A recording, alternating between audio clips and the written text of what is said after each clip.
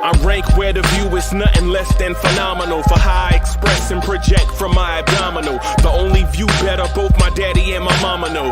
No living parents, my sons give me balance. My wife is my serenity, this mic is my identity. The world is foul enough, that's why I write without obscenities. Provoking danger with broken language and spoken anguish. Begging to get hurt, why would you ask to go through changes? Yes, Lord, life's a chessboard, master the angles.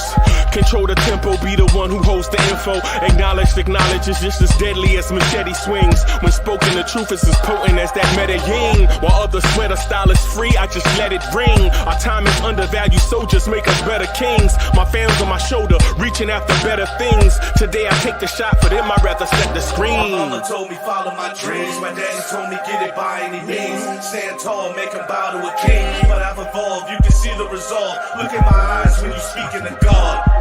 Life and for those who be caught up in using what I was called with the muse. I guess they call it proving I'm more than an artist. Penciling out my darkest while stenciling out a harvest. And storing what gets me from A to B, just like garages. Instrumental with collages. Envision what I've been drawing. Broadway to give you rhythm like the great Lena Horne. So bent on, found comfort in the storm. Find peace and on when you see them others perform. Organized chaos, outcast it like hey ya.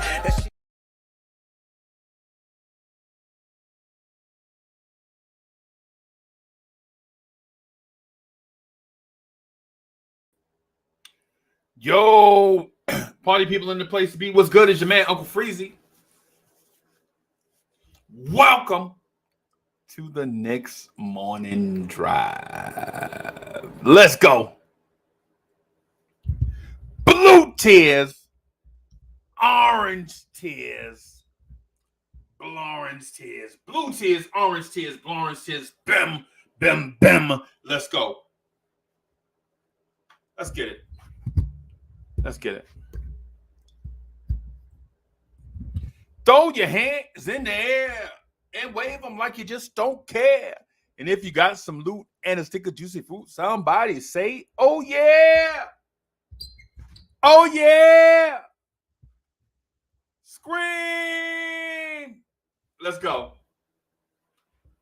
Let's go.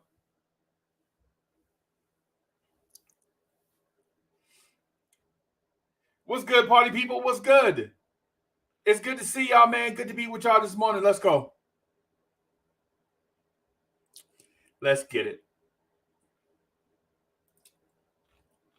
I want to get straight into this thing so we won't waste time on stuff that don't matter. Let me get...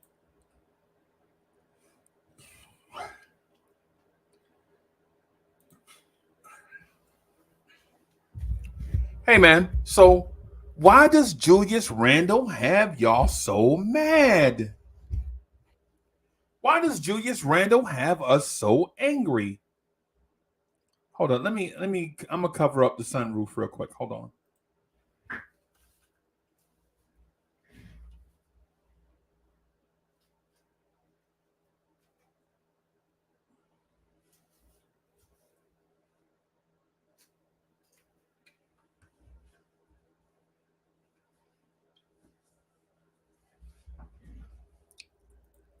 Yeah, let me cover up the sunroof, man. It was getting a little breezy in here. Yo, what's good? What's good? I see y'all. Chop Low, what's good? Almighty Finesse is in the building. Pudge Nice is in the building. JJ, Mr. Vince. White Falcon 44 is in the building. The new Knicks is in the building. Forbes Phil was good. Sherwin M was good. I'm asking a question. Why does Julius Randle have us so angry? Why does Julius Randle have us so angry? Right? Why does Randle have us so angry? It should be a simple question, right? Or a simple answer to a complicated question. Why does Randle have us so angry?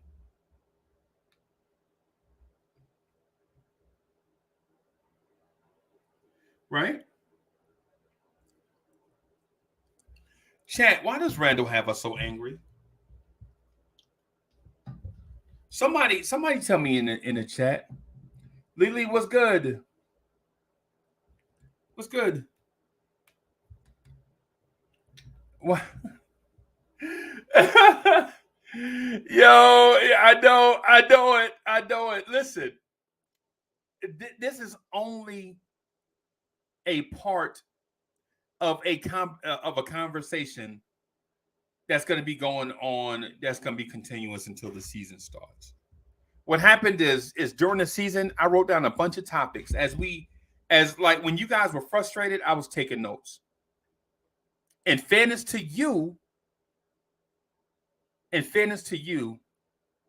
when you were frustrated during the season, I was taking notes.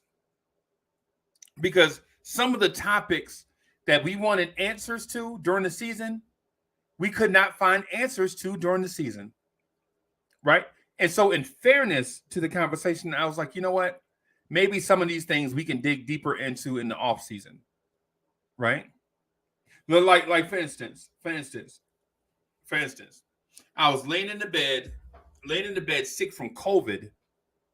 Right? Sick from COVID. Right? We were losing Minnesota was manhandling us, but didn't want to win the game. And I was looking at the game. I was like, yeah, how come we not winning this? Minnesota wants to lay down. They just want to show an effort, right, so that they can lay down. And we laid down further than they did at home. Why? Right? Why? Why did we lay down to Minnesota? Why did we lay down to Oklahoma City? How did we give up a huge lead to Portland? Right? How did we have the Milwaukee Bucks in our sights and then let them get away? Giannis taking 52 seconds at the free throw line to shoot a free throw. How did we lose to Phoenix? Alec Burks misses a free throw that would have put us up by 4. Alec Burks missed a free throw that would have put us up by 4, didn't box out, allows his man to get the rebound, dribble it down, pass it to his man in transition, and lets his guys hit a 3 to win the game.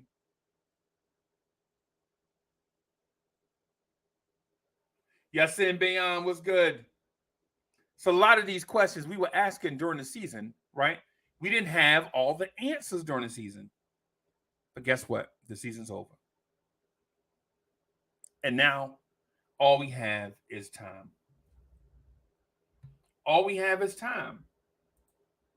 Mr. Vince says, because he is a ball movement stopper, complains on every call while losing his defensive assignment and lacks basketball IQ. I disagree with a lot of this, and I'm gonna tell you why. Dripmore is in the building. Yasin Beyonce says, "What's up?" Because he's trying to be loved by everybody instead of letting his game dictate that. Yeah, that is what I agree to. This is why it don't have nothing to do with none of this on-court stuff. It don't have nothing to do with this on-court stuff. It's because he's trying to be loved by New York instead of playing basketball.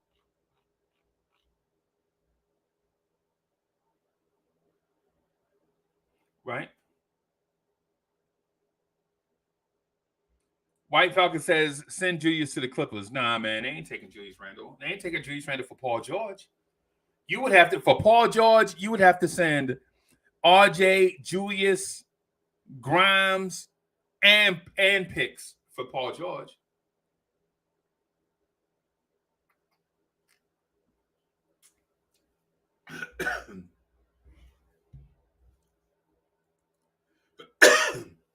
Yeah, man.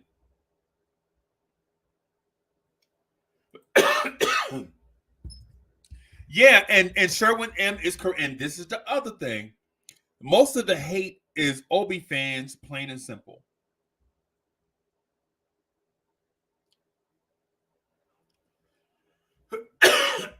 Excuse me. I'm drinking this strange beverage, and it's got me choked up. I'm drinking this strange beverage called water, and since I'm not used to drinking it, I think my body is rebelling.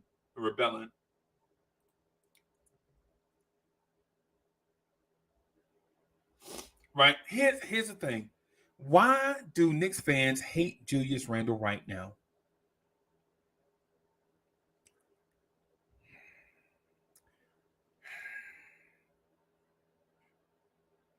I don't want to drive people away, but I also think it's unfair to have the watered down conversations with you guys.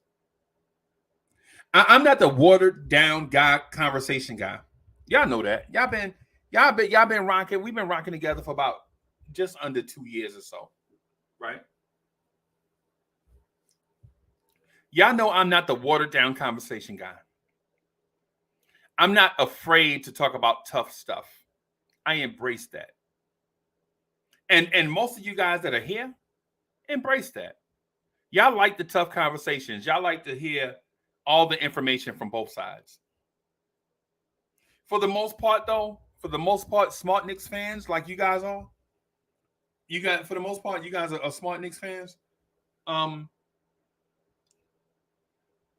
know when you smell a rat. Excuse me. Hey, Miss Geraldine, how you doing? Pierre Moise, what's good? Danny Landis is in the building. Right, Knicks fans, y'all know when you smell a rat. You know when you smell a rat, right? Subliminal 209 is in the building. Air horn. What's good? So, hey, I'm gonna buy a mixer sooner or later, bro. But for right now, I gotta make the music with my mouth. Danny, what's good? What's good? So here's the thing. You guys know when you smell a rat. And the Julius Randle thing is a rat.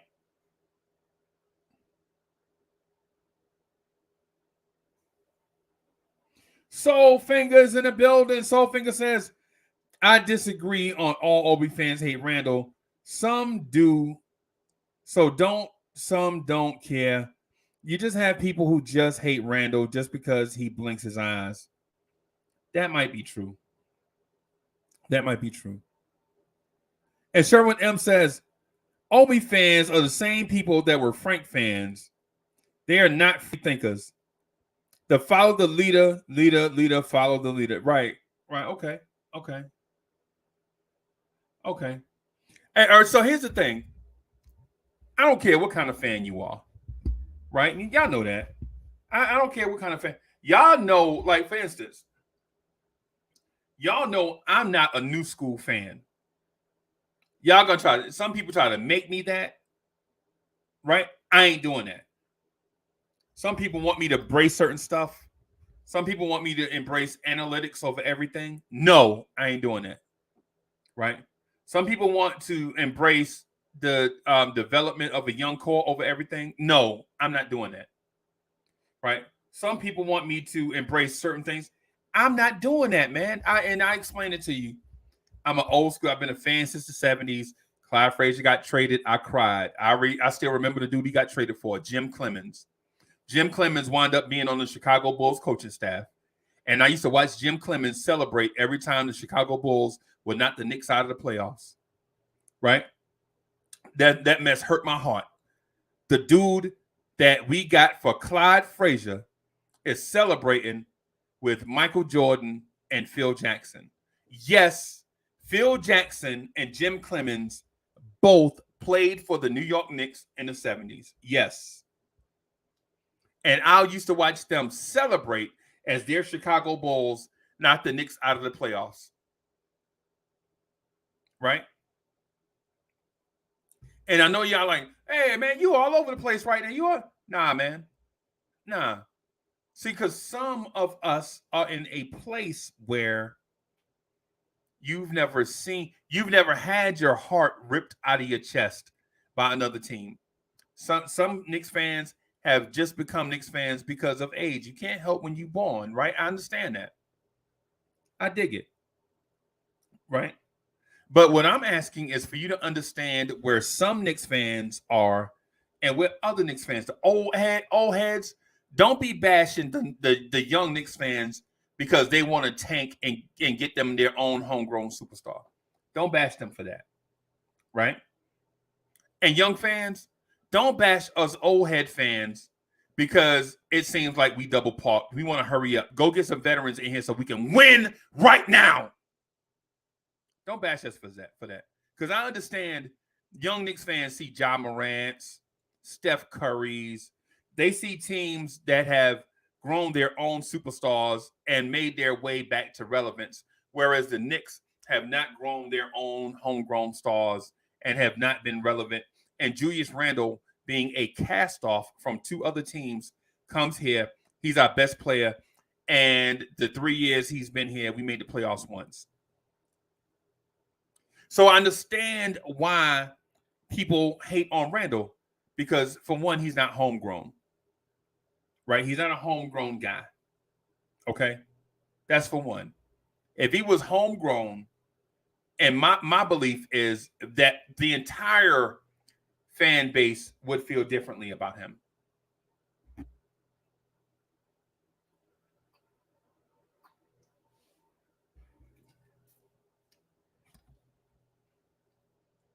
Right? Say, for instance, and I know this is going to seem weird, but just bear with me as I think my way through this conundrum. Right? Hey, so Paris Douglas, so thank you for the generous contribution. Paris Douglas says, I promise we'll keep the lights on for you. Yo, hey, Paris Douglas, that's our guy right there, man. I ain't gonna lie, I love some Paris Douglas, y'all. I love some Paris Douglas, yo. I ain't even gonna lie. But hey, C-Mac, what's good? What's good? So, but here's the thing that I want to stress to everybody. Say for instance,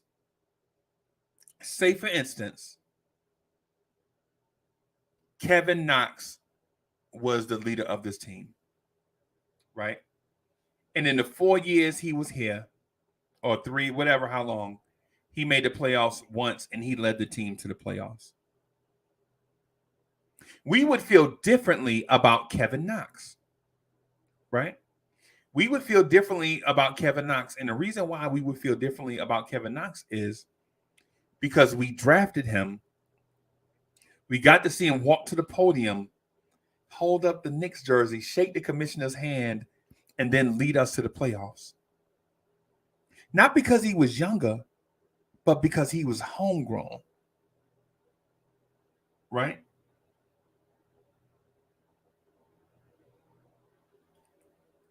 Right. Yo, exactly. So Miss Geraldine says, I hear you. Being a fan since the 70s myself, I remember the Garden of Eden. It was perfect. The Garden of Eden was perfect, y'all. As a shorty, I remember being 10, 11 years old, right? Being 10, 11 years old, walking in the garden, and these big pictures of dudes like Willis Reed, all sweaty, grabbing a rebound in between 4 Washington Bullets. Man, that was impressive. You know what I'm saying? Excuse me. Right? That was it. I remember going to Manhattan, like walking, man, all these people, blah, blah, blah, going in the garden. And there'd be big pictures of Willis Reed with his hands on the ball, with his feet kicked out, with a little baby fro, grabbing a rebound in between 4 Washington Bullets. That was heart right there, right? I remember seeing the big pictures of Earl the Pearl with the handle out here and like 2 76ers on the ground because he broke their ankles. You know what I mean? You feel me? But here's the thing that I really want y'all to feel me on. Willis Reed was an original New York Knick. Phil Jackson, an original New York Knick. Bill Bradley, Clyde Frazier. I mean, come on. Come on. And the thing is, I think my generation of Knicks fandom and your generation of Knicks fandom feels the same way, right? But the differences between us is we actually built a team that won a championship and lost one, right? That was competitive for 5 straight years. The year we lost, and so I'm gonna say Miss Geraldine, Mr. Vince probably remember this, right? The year we lost to the Celtics, 68-69, we should have beat the Celtics that year, and we let them off the hook. We let them off the hook, and the Celtics knew it. They knew it. We let them off the hook. And then we came back the next year and wiped the floor with everybody. Not out the gate, but eventually.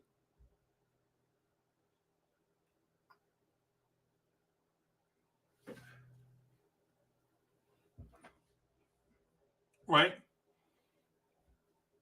Right? And so today's Knicks fans, and trust me, I'm not knocking you guys. What I want you to do is understand that I understand where y'all coming from. What I want you to do is understand that me, Uncle Freezy, understands where you guys are coming from. But it's not reciprocated. You guys don't understand where I'm coming from. You just don't. See, because even though times back then were, listen, the 70s were fast-paced, man. The 70s were fast-paced, right? Was. As a little kid, I remember thinking the world was like, everything was moving too fast, right? But it's not like 2022. Things are moving 10 times faster. You get your information faster. You get more input. Like as a fan, back then, I had to write to a fan club and then wait 6 weeks for a letter to be returned to me. Like, listen, y'all think I'm joking. This is about Randle, but listen to me. This is why I think a certain way about Randle. Hear me out. This is why I think the way that I think about Randle. When I was younger, I used to have to write a letter to a fan club, right? I had to write a letter to a fan club, Clyde Frazier fan club, New York Knicks, care of Clyde Frazier fan club. You write your letter and you wait. After about 3 weeks, you go to the mailbox every day. Hey, did I get a letter? My uncle Roy was the mailman. He'd be like, my Uncle Roy was the mailman. Sometimes he was on the street, sometimes he wasn't. Right? I'm like, Uncle Roy, hey. And he was a Celtics fan. He tried to bribe me to, I think I told that story already, so I won't tell it again. Right? He was from Boston. Let's just say that. Hey, man, you like JoJo White? Man, you know I love JoJo White. You know he better than Clyde Frazier? No, he ain't. Anyway. Uncle Roy used to come down the block. I used to see him. All the way down by the tennis court. Right? I'd run down there. They're like, hey, Uncle Freezy, man, you ain't got no letter. I don't know why the Knicks is trash. Why you want the Celtics is the champs? You know, this is him talking trash to me, right? And so I would have to wait 6 or 7 weeks for the letter to come back. And the letter would have a picture, a black and white picture of Clyde Frazier with the letter. Thank you for writing the Clyde Frazier fan club. You know what I'm saying? We really enjoy the fans, blah, blah, blah, blah. Feel free to come to the garden, all this stuff. We enjoy, you know, all this stuff. Where I get the letter, man, I read it. My homeboys be looking, and it'd be like the Clyde Frazier glossy black and white picture with the stamp or the autograph on it, and you show all your homeboys, and your homeboys like, let me hold it. I just want to show my daddy. No, right? Right? The anticipation for Clyde just to make a gesture my way was insatiable. I love Clyde Frazier, right? Nowadays, though, so here's the difference. Nowadays, these stars are so reachable that the same respect level is not there. These stars are so reachable, so obtainable, that you don't love the stars the same way that we did back then.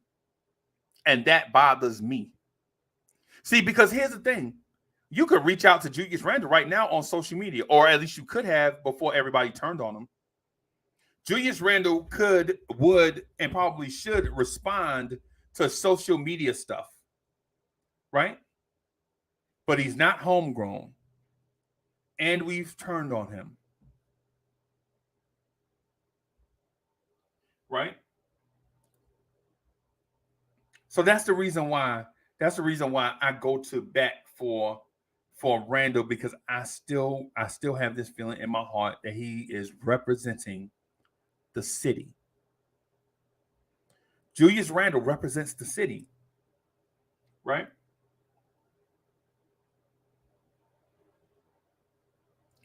So here's the other part too about Randle. I have stats in front of me. When y'all be talking about Randle don't do this, Randle don't do that, I have the complete team offensive numbers in front of me. And what it sounds like is crazy Knicks fans that don't see a big picture. Like when people say, Randle shot 7 for 24, I'm looking at the pace of play. 1 year, the pace of play has gone up. The efficiency has gone down. The guards' shooting percentage is in the toilet. The guards can't shoot, and they don't assist well, and we're blaming Julius Randle. Here it is. I'll show y'all. Y'all think I'm BSing. I just took notes before the show. I'll share it with you. Just something I pulled up. Right? Just something I pulled up. Just something I pulled up just before the show started. The Knicks' pace of play. Right? Yet we blame Julius Randle. 2021, the pace of play is up. The scoring is down. The shots are up. The field goal percentage is down. Right? Yet we blame Julius Randle for everything.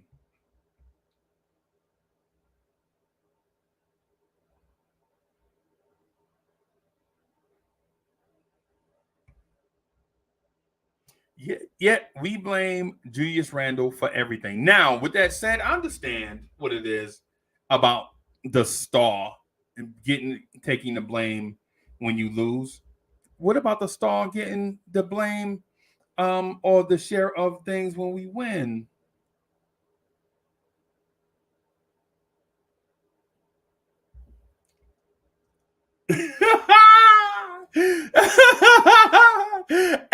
Hey, love you too.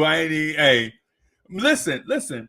The thing is I just want to add some other things to the conversation, just not fire Tibbs, trade Randle, and that's it. Because there are other culprits.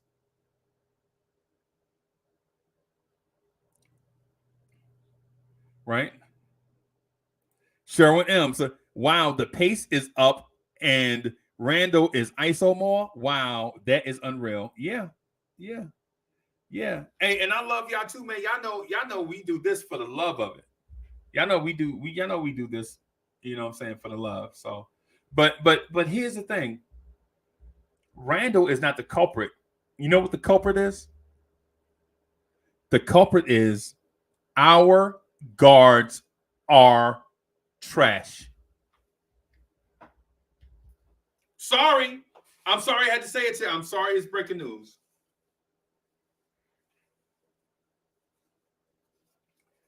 The guards for the New York Knicks are absolutely garbage.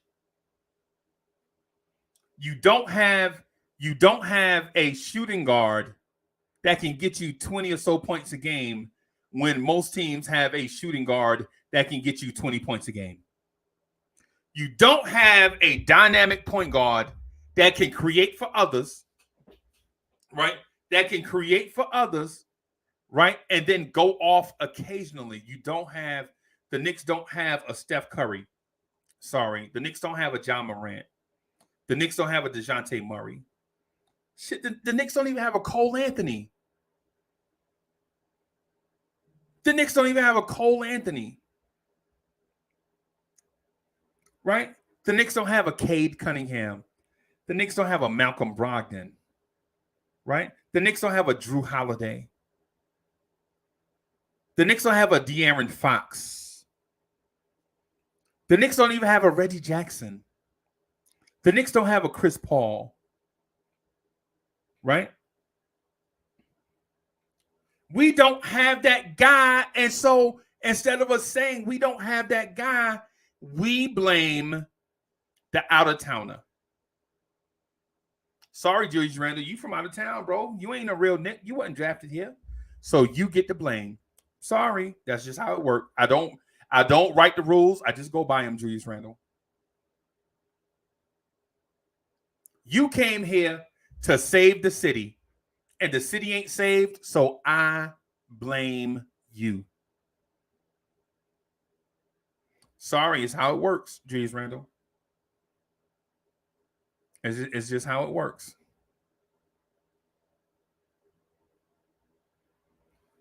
Right. Yeah. So the Knicks don't have a Trae Young. Right? The Knicks don't have a what's the kid in New Orleans that went undrafted? The Knicks don't have even better. The Knicks don't have a Kyrie Irving. The Knicks don't have a James Harden. Right? The Knicks don't have the young kid in New Orleans right now that went undrafted. Right? Yeah, the Knicks don't have a Jose Alvarado.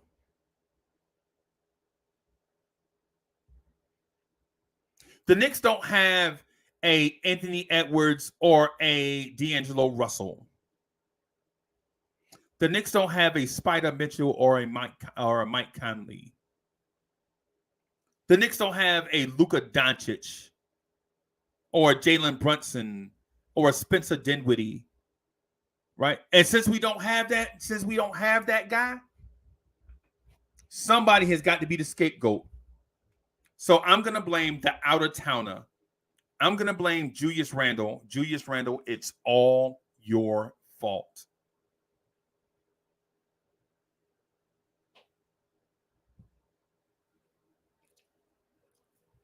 And Knicks fans know this.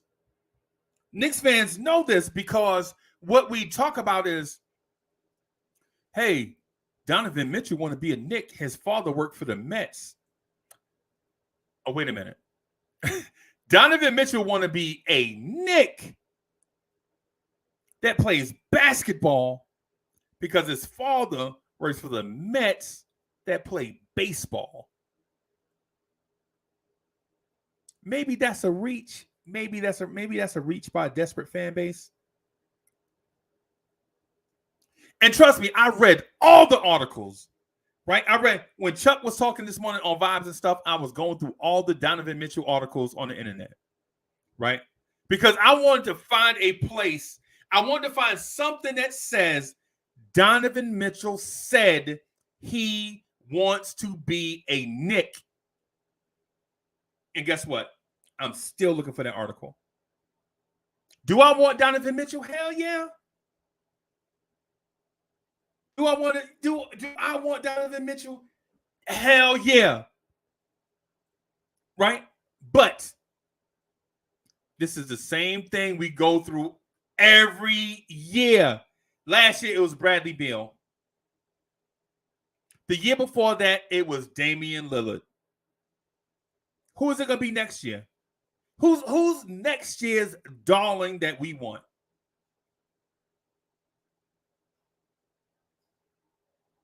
Last year, it was Bradley Beal. 2021, it was Bradley Beal. Bradley Beal and Zach LaVine. That's who it was last year. Right? 2020, it was Damian Lillard. 2019, it was Kyrie Irving and Kevin Durant. Right? 2018, it was, believe it or not, Kawhi Leonard. Kawhi Leonard to the Knicks. Kawhi Leonard and Anthony Davis. I'm sorry, Kawhi Leonard and Anthony Davis. Right? This year is Donovan Mitchell. And guess how many of those players that we've gotten? How many of those players either signed or were traded here? None.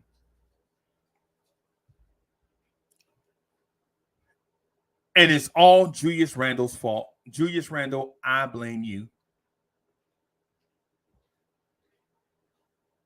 Let me throw this link in the chat, man. Let me throw this link in the chat so I can get my people in here. Because I know they're gonna bash me. They're gonna bash me because they say I stand up for Randle for no particular reason. Right? But the thing is I just don't like bashing Knicks. I just don't like doing it. The only Knicks player that I've probably two that I've fallen out with is Elfrid Payton and Tim Hardaway Jr. And it was because of clear stuff that they was doing. You know what I'm saying? It was just clear stuff that they was doing.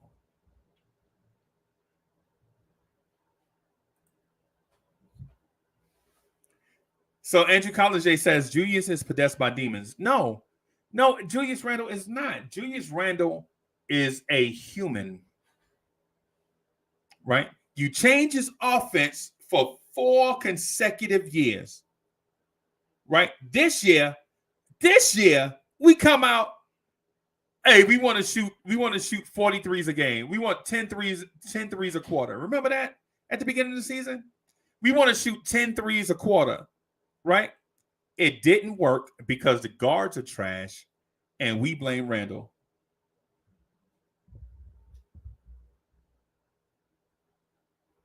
Hey, shout out to the Ghetto Intellect. What's good, bro?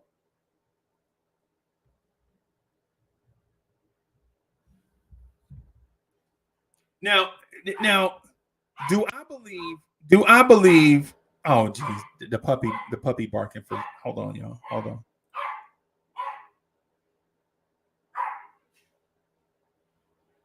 Benny.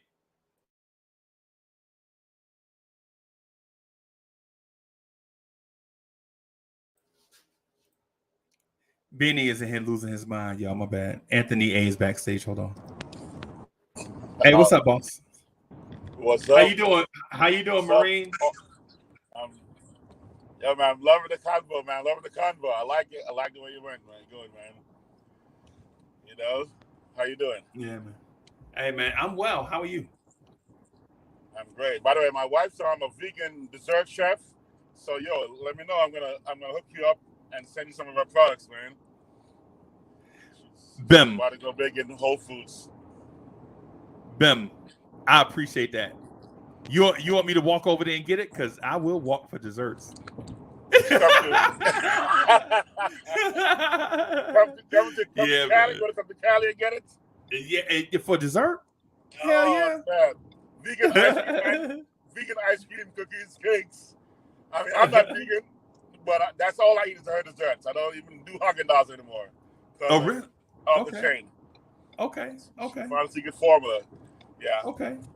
If you come to LA, you stay at Four Seasons Hotel, Beverly Hills, and afford that $400 a night tab, then they do it for they got it in there. They're one of our clients.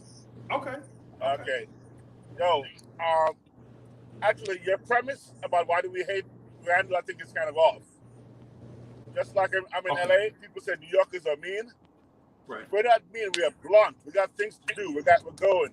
So we just demanding of Randle, and we come at you hard. So the booing, we just come at you hard like that. We're not. It's not hate. It's like a tough parent. we're like, yo, hustle. Give us that hustle because we're hustlers. Move. No attitude. I mean, have the attitude if you want to, but as long as you're hustling, we're going to roll with you. But he wasn't hustling. He wasn't giving us that New York kind of drive where we're like, man, come on, man, die for that ball. Okay. That's what I'm thinking. It was just a demanding parent. And if he gets his grades up, we rock with him. You know, grades fall off, stay home. You can't take the phone away. We're gonna yell at you. That's what I'm thinking. It's not hate. It's a demand that we expect when we're paying you a salary. We're coming out, we're sweating, and you're not giving it to us. That's what I'm thinking it is. It's not hate. Okay. What's good, fellas? What's good? What's up, boss man? How you feeling? You feeling better? I'm doing all right. Like I mentioned, I got the whole week off, and I'm just quarantined in my man cave. I got the back door right there that leads to my room, so I just slide through there whenever I have to use the restroom or not. But yeah, I'm down and out for the whole week. Oh man. Yeah. Oh man. I hope you feel better, bro. Now I had to hop on with you though. I don't get time to hop on the morning show, so I was like, man, I got to take advantage of this moment right here and rock with my aunt. Yeah, man. Yeah. So we glad you're here. Yeah, under the circumstances, though, it's all good though. Yeah. But I hear y'all talking about Randle. I've been a day one Randle supporter since he joined the Knicks. We all know the story. He was the only one that wanted to join the Knicks when we got curbed by Kyrie and KD. Yep. And then he had that bad year, spindle Randle handle, just turnover machine. But he was the only one that's stood up to the plate. And but I'm just looking at all the things, all the pros and cons of what he does. He's a 20-point, 9.9 rebounds, 5.1 assists type player, and those just don't come around often. But it's the other things though. It's that diva attitude. It's that that Terrell Owens type of guy that is just a cancer to the team. The Ocho Cincos, the guys that just think they're above the team. If you're going to be our fearless leader, you got to be able to show up by example. And especially when we have a young team with 9 youngins on there, you're supposed to show them and lead them the way. And it just seems like RJ is the one that's taking that spot, when he doesn't want to be in there after the games and doing interviews and things like that. So don't the first year he had a bad year, spin around on handle. Then the next year he had MIP, and then he just turned back to his old ways this year and got worse. So, if he could turn it around, look himself in the mirror and have that conversation with himself, telling that he needs to change, I just don't know if he could do it. If he can, I'll welcome him back with open arms, and it is what it is. You know what I mean? But he just can't have that same attitude when he comes back. I don't want to get rid of him for nothing. I know there was rumors out there saying that, would you trade him for a Westbrook on a 1-year deal, expiring contract, yada yada yada. But Randle still has value out there. So for the time being, I'm willing to hold on to him. And if we do trade him, if things don't change, just get the best you can, the best deal for him. Okay. All right. So let me mention this to you. Okay. So let me mention this to you, just real quick. Do you think Jimmy Butler, Paul George, Jay Crowder, and Draymond Green are good defenders? Think about those names that I just mentioned to you. I'm just gonna mention them again. Mm-hmm. Draymond Green, Jay Crowder, Paul George, Giannis, Jimmy Butler. Do you think those guys are good defenders? Of course. All right. Guess who is in that group of defensive rating? On ball though, he's a good on ball defender, Julius Randle, but not a good team defender. Julius Randle, right? Yeah, right. Yeah, But off ball, you can't blame one person for the misgivings of 5, because all it takes is for one person to make a mistake, and then the other 4 people have to scramble and make up for what that one person did. Yep. Right. So here's the thing. So if Kemba Walker makes a defensive mistake. And listen, I know y'all love Kemba Walker's defense, right? So I'm not gonna go there. I don't want to mention I'm not going to throw Kemba Walker under the bus, right? This is not what I'm doing right now. But what I'm saying to you is if Kemba Walker makes a defensive mistake, if Evan Fournier makes a defensive mistake, now you have 3 other guys scrambling to adjust a set defense. Yep. Right? And so when you point to RJ Barrett, you're like, why RJ let him go back door? Well, RJ Barrett is trying to now cover for 2 men, right? Now, when you see Julius Randle not hustle out to a certain thing, he's staying in place because the defense called for him to be there. So when people put these things out on Twitter, see, Julius Randle didn't even hustle to this guy that was wide open for 3. Well, how did this guy get wide open for 3? Right?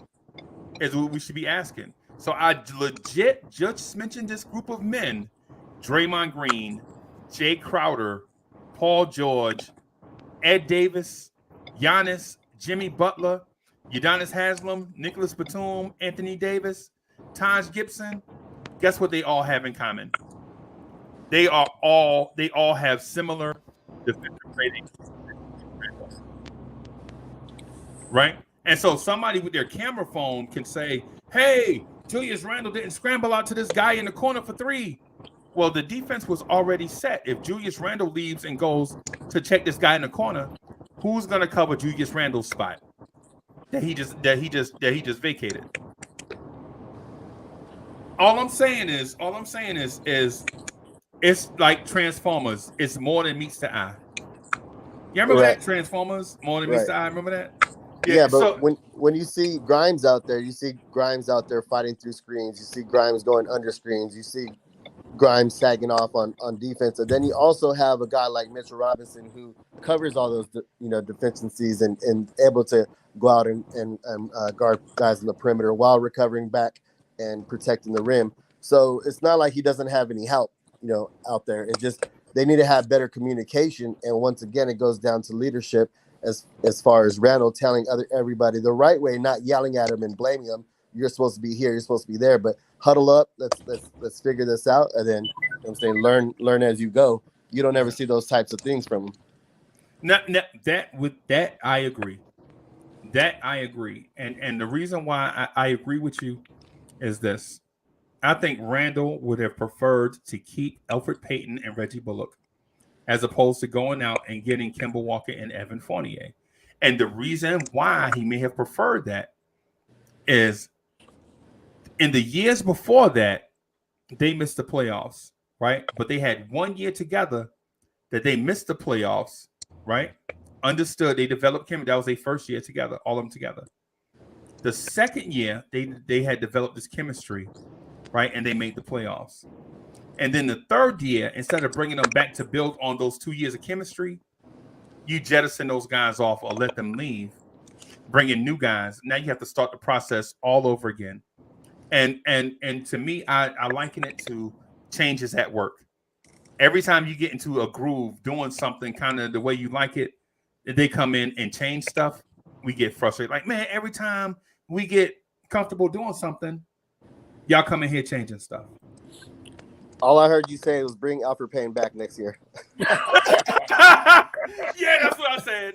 That's what I said, man. That's exactly what I said, bro. That's exactly what I said. Yeah. Soul Finger, J Boogie, what's good? What's up, man? How y'all doing, man? Good early afternoon to you, gentlemen. Shout out to the chat, everybody on Orange and Blue. Blessings to everybody. Hope everybody healthy and safe. Hey, morning for those on the West Coast and afternoon for you cats on the East. Yeah, man. How y'all fellas doing this morning? Hector, what's good, man? Project HQ, what's good? What's good, Unc? Hope all is going good. J Boogie, what it do? My guy Nice, what it do? Sub, what it do? Gentlemen up top. Soul Finger, I miss y'all. Hope all is well. What's going on? What's happening? What's cracking like? Man, I didn't know Hector was up here, man. Can't nobody go behind that. Yeah, nah, never that. The Yankees must be winning.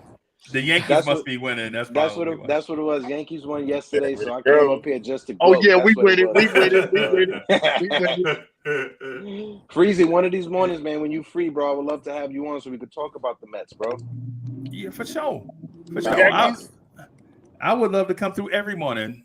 You know me, but we got to talk about Tom Thibodeau rotation sometime. You know what I'm saying? Yeah. Of course. Yeah, man. Of course, the headache and nightmare that's a Tom Thibodeau rotation and game plan. You know, it's like a mirage at this point. You know, you remember the joke that the French and Desert Storm was a mirage. Tom Thibodeau having a game plan is a mirage at this point. Yeah. Hey, and shout out to my people from Desert Storm. Shout out to my vets. Yeah, my guy, nice. De lo mío. No doubt. Yeah, man. So RC Creative, thank you for the generous contribution. RC Creative says you are given the gospel today. Take this super chat. Take it. I got you. That's some facts, though, Freezy, actually. You've been giving us some perspectives from the guards' perspective. Right. I mean, you've been giving us some facts. I mean, you're backing your stuff up. The defensive aspect of Randle, I didn't know that. I underestimated his defensive skill set. So you're giving us the right perspective. So you're making me, it's almost like trying to give me vegan food. You're giving me so I can digest it properly. You're making me, I can taste it. I'm like, okay, I get it. It's good for you. Yeah. So, yeah, I got to give you that. Yeah, man.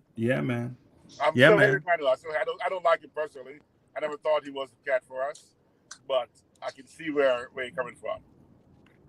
Yeah, man. I just want to say this here, Freeze, what you were saying. If it, like I said, you have different fractions. Either you love Randle or you hate him. The thing is my man came in and he had the bigger contract. And shout out to DSJ because he coined it. He said, with great salary comes great responsibility. Mm-hmm. And the simple fact that Randle got that bigger contract, he's going and the whole Randle Tibbs situation, because it was working when he get one of their most improved player, right? He took some of the same shots, he did a lot of the same things, it just wasn't working. You switch things around. Right. Some didn't want Randle in the first place because he was coined the free agency as the prize. Now, if you listen to the rest of the talking head, a lot of the media, look how bad they talked about Randle. You got one cat, we already know how not Julius, but Stephen A. even made it seem, Julius Randle is your prized possession, blah, blah, blah.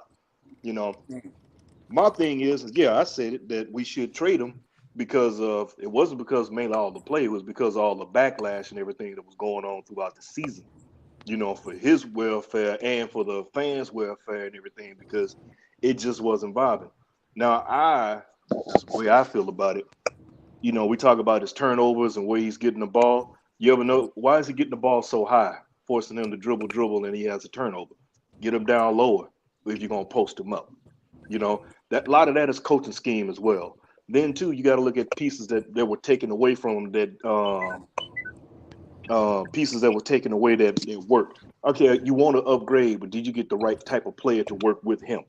You know what I'm saying? So those are the things we have to take into account. And then with the other faction, we have those that love Obi. Obi's the best thing since sliced bread and government block cheese, But and then you got others that can't stand, Obi is about as good as that weak toilet paper and you're trying to wipe your butt and your finger goes through there and you got something under your nails. You know what I'm saying? So you got that. Again, I had to look at the whole situation with and the draft night. You kept hearing he's the most NBA ready. He's this, he's that. They hyped up a lot of stuff with Obi. Obi he's a good player, but he needs work. He needs work.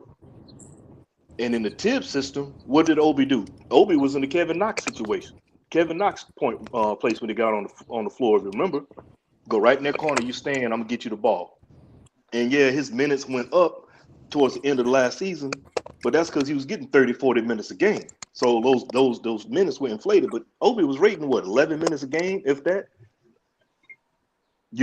So it's still not enough to really judge because you got on one hand you're saying is these late games against teams that were tanking or what have you.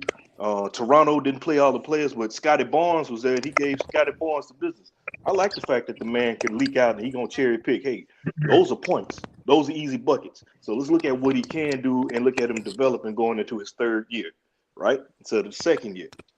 But it basically, a lot of it boils down to how Tibbs ran the system with both of them.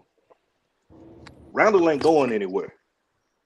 That it's simple as that. Randle's not going anywhere. We just got a lot of us is gonna have to grip and bear. I have no problem. All I want to see is progression. I want to see the team go from where it was last season to somewhere. I don't want to be nowhere where we were last season, but back in the neighborhood where we were when we were in the playoffs. I want to see us going up, not down, not backwards.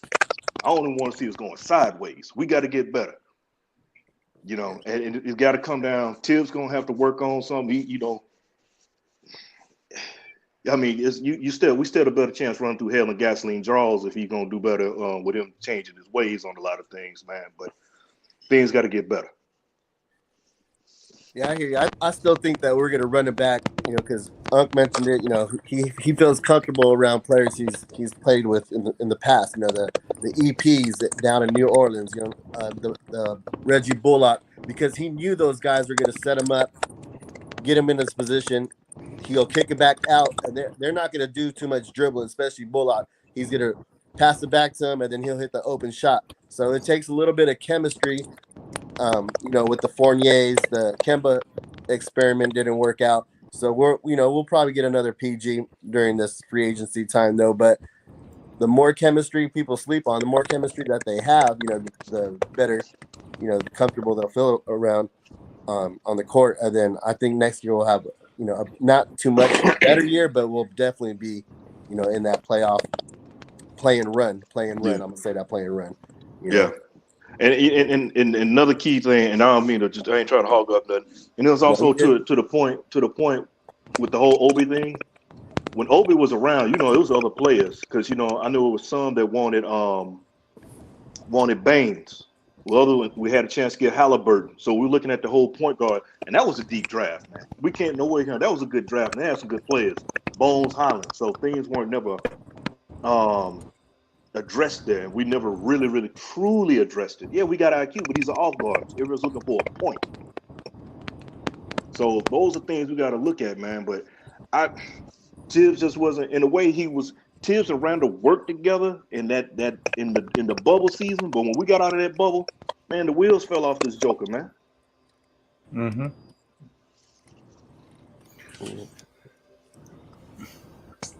Hey, what's good, everybody? Salute. What's good, boss? Salute to everybody. Salute to everybody in the chat. I don't know. I just feel like pretty much everything that Freezy said about Julius Randle not having the support or the front office not actually surrounding them with the right guys. Like pretty much that's what we got this season. And we should just focus on a point guard, but I'm not thinking about a point guard that is solidified already in the NBA. I'm thinking about getting a point guard from the actual draft. If it's a possibility, trade down. If it's a possibility, let me say why. It's because I noticed that with the Knicks community, there's a lot of animosity when there are certain players not playing well. And when you have a superstar or a solidified point guard coming in, now it's disrupting everything. When you have, let's say, a point guard that is coming from a draft, or especially if we could actually pull off Jaden Ivey, man, we will be right. We will be right. It might not be perfect the first two seasons, but it's going to be something that's going to build up. You know, it's something that is going to be from home. And if we start thinking about if it's a possibility of getting a Brunson or DeJounte Murray, yeah, that would be great. But what we gonna get for them, especially for DeJounte Murray, not too much for Brunson because he's gonna be in the free market. But we need to start thinking about we need to just make happen with what we have. We got to stop thinking about but this play over there, but that's not the play that we have. And maybe 95% of the time, all the players that we actually do want, they all end up going to another team. Look at KD, look at Kyrie Irving, look at LeBron. It's pretty much every single year. We always keep on fighting for players. They always give us the finger. And it's like we got to be appreciated on the players that we already have right now and just wish them for success all the time. If you have a fanatic that they are RJ Barrett fan base, if he's not playing well, call him out and appreciate it on next man up, whoever's doing good. Same goes for everybody. And hopefully if we keep that mindset, I'm pretty sure that we will be all right. Because nobody expect us to be that going that far last season. Look how far we actually went.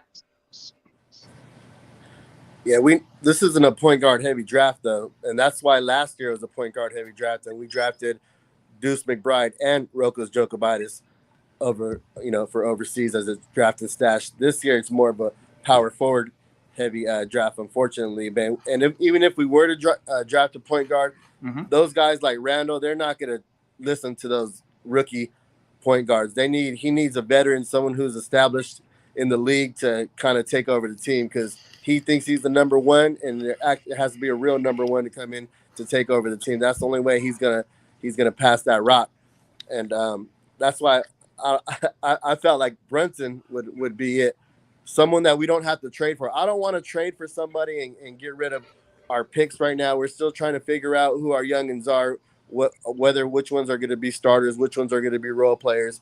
We'll wait until the 2023 draft and the free agency, and then we can make our big move and put all our chips in. Then for the time being, I'm okay with what we have. Just make small minor adjustments, and then just keep it moving from there.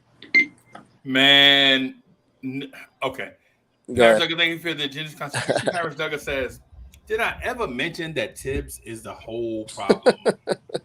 And he also says, why as a fan base do we have to worry about if Tibbs can control Randle or if Tibbs will play our draft pick?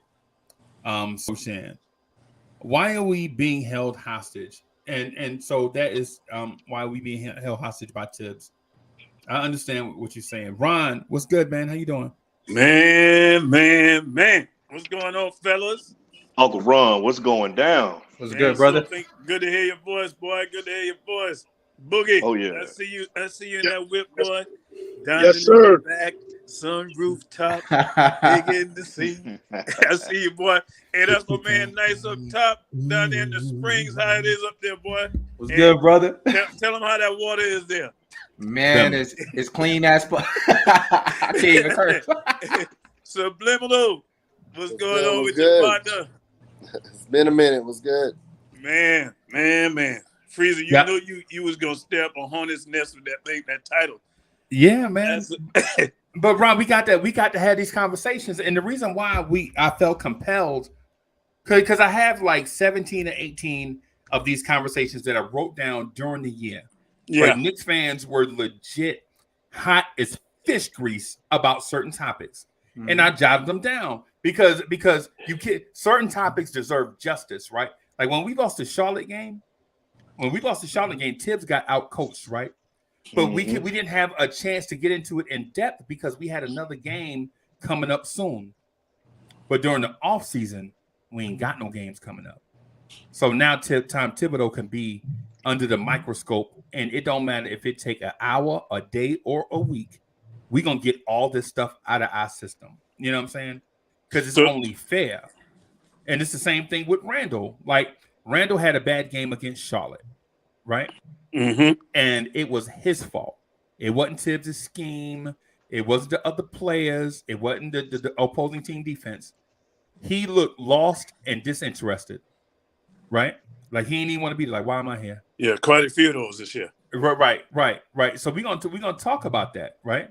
Because with the good comes with the bad. Y'all heard me like going to bat for him. I just didn't get a chance to bring up the other stuff because there is other stuff. Yeah. Right. And that's the reason why it's a conundrum. Because if it was all good, you wouldn't have a conundrum. You know, you feel me? Yeah. So yeah. I just want to bring up the fact too that you mentioned earlier. That you mentioned earlier that Randle didn't have a point guard. Randle didn't have this and that. You know, every other team has this, but neither did RJ though.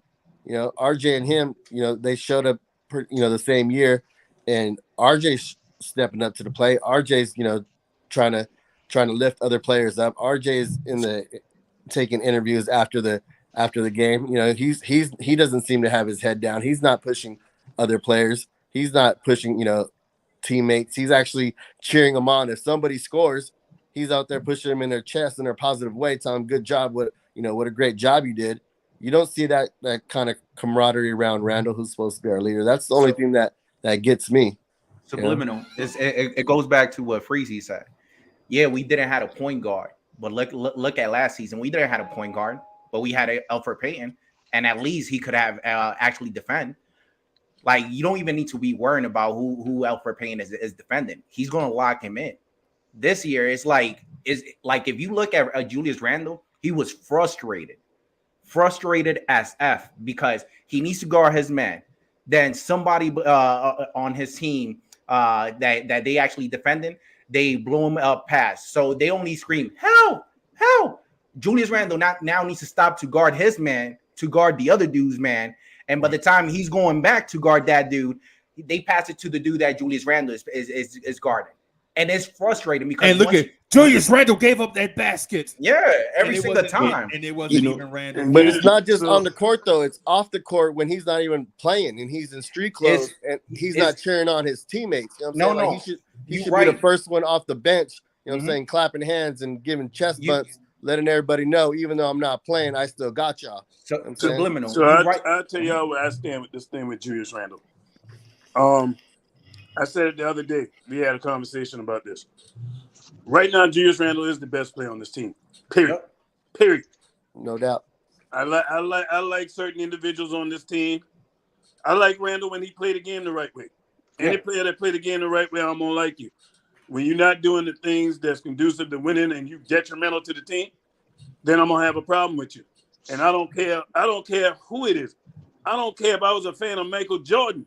If he ain't playing the right way, I'm gonna have a problem with him.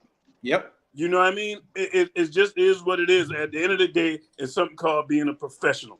Yeah. Regardless, you guys to remember, the NBA is not a pickup game. This is a business. People gonna come, people gonna go. Friends gonna get traded off the team. That's gonna happen. You might even get traded. Like they say, you ain't experienced the NBA until you got traded. You know what I mean? So with that in line, man, with Julius Randle, 20, 10, and 5, I ain't gonna sneeze at that because everybody can't do that.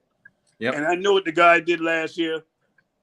There's a lot of ancillary stuff, to why what happened this season happened, and y'all hit on it.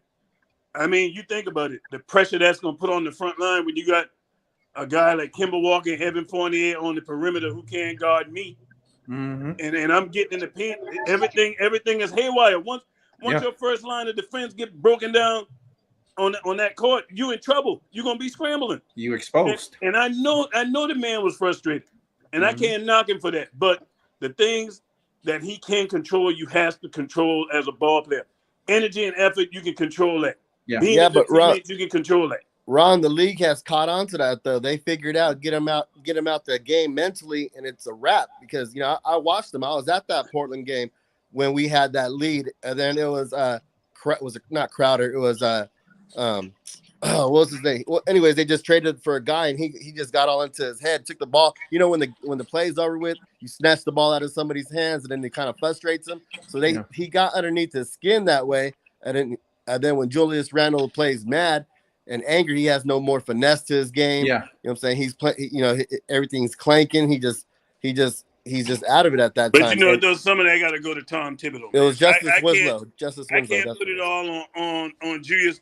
And I mean, I'm going to look at it from this angle, man. Think about it. We fans, and we looking at this thing, and we get frustrated with what Tom is doing. Man, it was reported that this man told Tom last year that what they was doing wasn't working.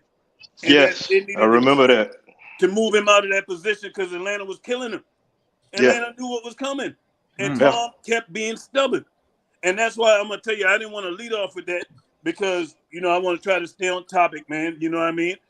But the biggest detriment to this team, it ain't Julius Randle. It's Tom Thibodeau. He will not get out of his way, and that's why he needs to go. He needs to go ASAP. I don't have no faith that Tom is going to right this ship and do this thing the right way. Because if you think about it, Derrick Rose saved his bacon last year. Remember before Derrick Rose came, we was on a roller coaster. Yeah. Up and down, up and down. We were going to be a sorry team last year. Yeah. Until Derrick Rose came. Yep. So Tom Thibodeau, man, is the biggest detriment. A better coach with this team, with this same group of players, you'll see a better offense, you'll see a better team ball. Tom Thibodeau, I don't have no trust in Tom. He did what he did last year. It's all good, but sticking on point, Julius Randle, I'm gonna tell you like this: if Julius Randle didn't have all that antics, I would have been all right with Julius.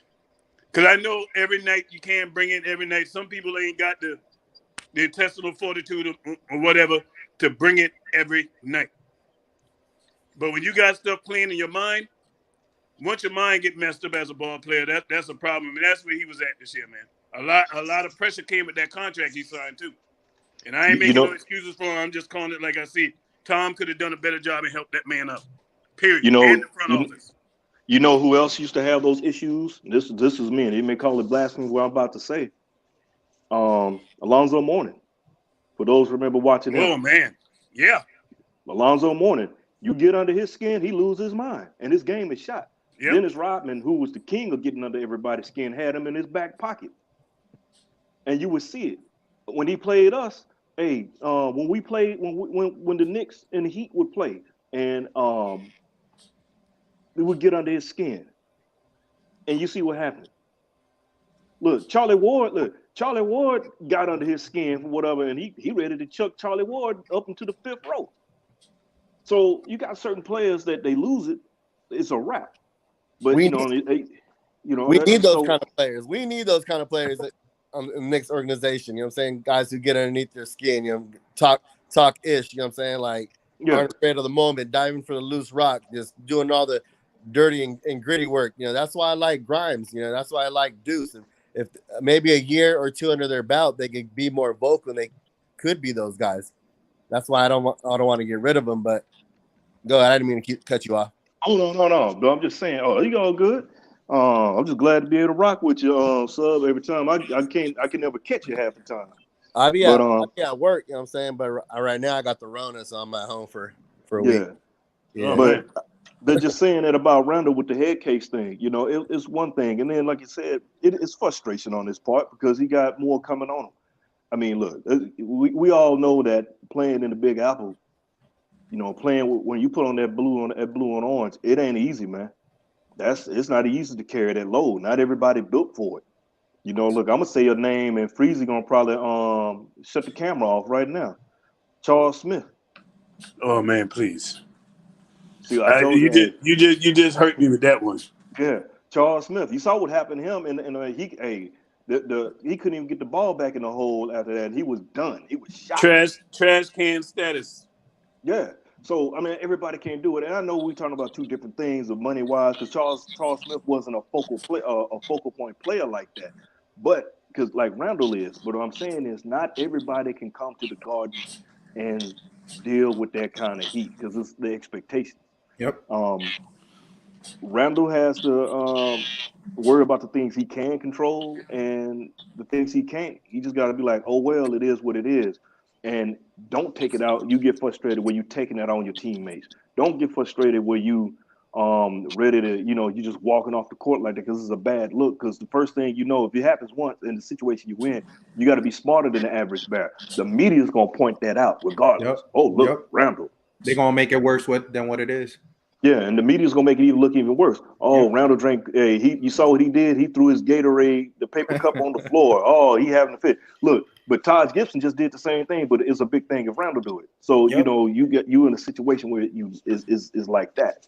But I gotta agree with Ron. The man was putting. It wasn't just Randle. The team. A lot of the players were put in positions not to succeed. Yeah. The way he ran, because you won't change your way. And it was brought, and like to stay on task, but come on, man, the man's stubborn. You got Johnny Bryant sitting right there. You notice when the offense was rolling a certain way, Johnny Bryant had, when he let Johnny Bryant put a little input, things will roll different. You notice they would use a different way. But you got key elements that were missing from the team that took away from Randle. Because I'm gonna tell you, not having R&B hurt Randle. Yep. I think R&B kind of had him. He was the cat that, you always had that one player to get the other one under his wing. Like, come here, dog. Let me talk to you real quick, bro. Man, what are you doing? Yeah. But he do it in a way that keep on control. And I'm gonna tell you something. This may sound crazy. Not having Theo Pinson on this team also hurt as well. No, it ain't crazy. You was right in my head because they talked about that. There's an article that brought out about Theo Pinson saying that the loss of him was big on that bench because he was the guy that could keep everything calm and everything is going helter-skelter. Not having Theo Pinson hurt, man. That Because guy's gonna be a coach look one at day, Dallas. man. He's Look gonna at be a Dallas. coach one day. Yeah, look at how Dallas is rolling with that stuff, man. I'm just saying, though, I don't have the man can play. You cannot take for granted those numbers, man. And he may not be. You may not look at him as being the number one player, but he's our number one player. You put him on another team, put him on Golden State, he may not be the number one player. He fall far behind Klay Thompson, behind Clay and Draymond or whatever. But he's going to be a factor. Anywhere you go, put him on team, he's going to be a factor. It's just that he's our guy that we got. And you know, the whole thing this season was just a wash. It was just a bad season. Period. The biggest problem with the team is the offense. It's the offense more so than anything, and that falls on the coach. I don't care how much people love Tom Thibodeau. You got to call it out, man, and don't sit there and just be a homer when it comes to that dude. Nah. If you sit here and telling me that Tom did everything for us to win, man, you lying to yourself. Because Tom was the reason why we lost a lot of games, and not just this year. It just caught up this year because the league got better. The East got better. Yeah. If he was that stuff he was pulling this year, if the league in the East was the way it is this year, if it was like that last year, we probably wouldn't have made the playoffs. Mm-hmm. Tom gets in his own way, man, and then he comes out and talk about, I should have played the young guys more. Oh, really? It took you that long? It took the end of the season for you to figure that out? He had to watch the game 3 or 4 times to figure that out. And then this what I didn't respect about that neither is you got mad at the fan base for calling that out, but then you double back and admitted that the fans was right without saying it. Oh, I should have played the young player. But back to Julius, man. Yeah. Julius Randle at the end of the day is a very good player. I don't know if he can handle New York City, man. I really don't. I really don't, because if you can't go to the media when you got a bad game, that's a part of your job, man. That says a lot. That's a part of your job. You only show up to do interviews when you have a good game. That ain't a good look, man. We got to call it like we see it. Yeah. The front office got to take part in that too. Front runner is what you're looking like. You can show up and everything all good, but the minute things going bad, you ain't showing up. So the front office has to take part in that because they held him back on making the interviews as well. They were willing to take those fines. Yeah. I mean, the man got fined over $100,000. That was crazy. Right. But the front office had to play a part in that. And then Dolan cut the check.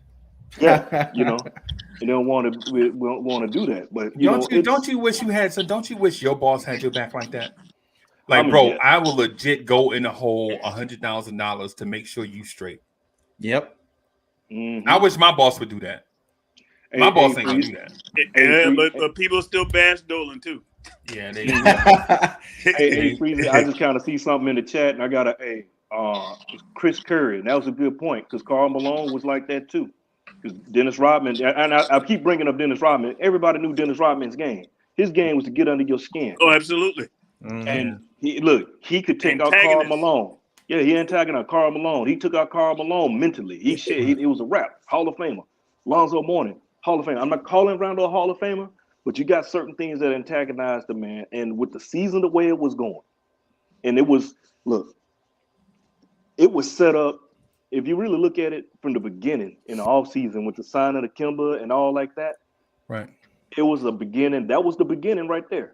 Right. I'll kill me, crucify me, throw a roll grenade, whatever, RPG me up. I don't care, but I'm gonna stick to this one because this is my opinion. Everybody got a different opinion. You brought in Kemba, and they became the coming home tour. But Randle's here as your most improved player, and he's sitting over the side like, well, what about me? What about me? I was the most improved player. We didn't go to the playoffs until I got here after you had the 53 game season with the 50, 54, whatever. Right. We didn't do that until I got here and I turned my season around and I did this and I did that. But you got, he's coming home. He's from here. But should I be the one wearing the city jersey? Those kind of things you kind of have to look at because it became more about Kemba and nothing about Randle.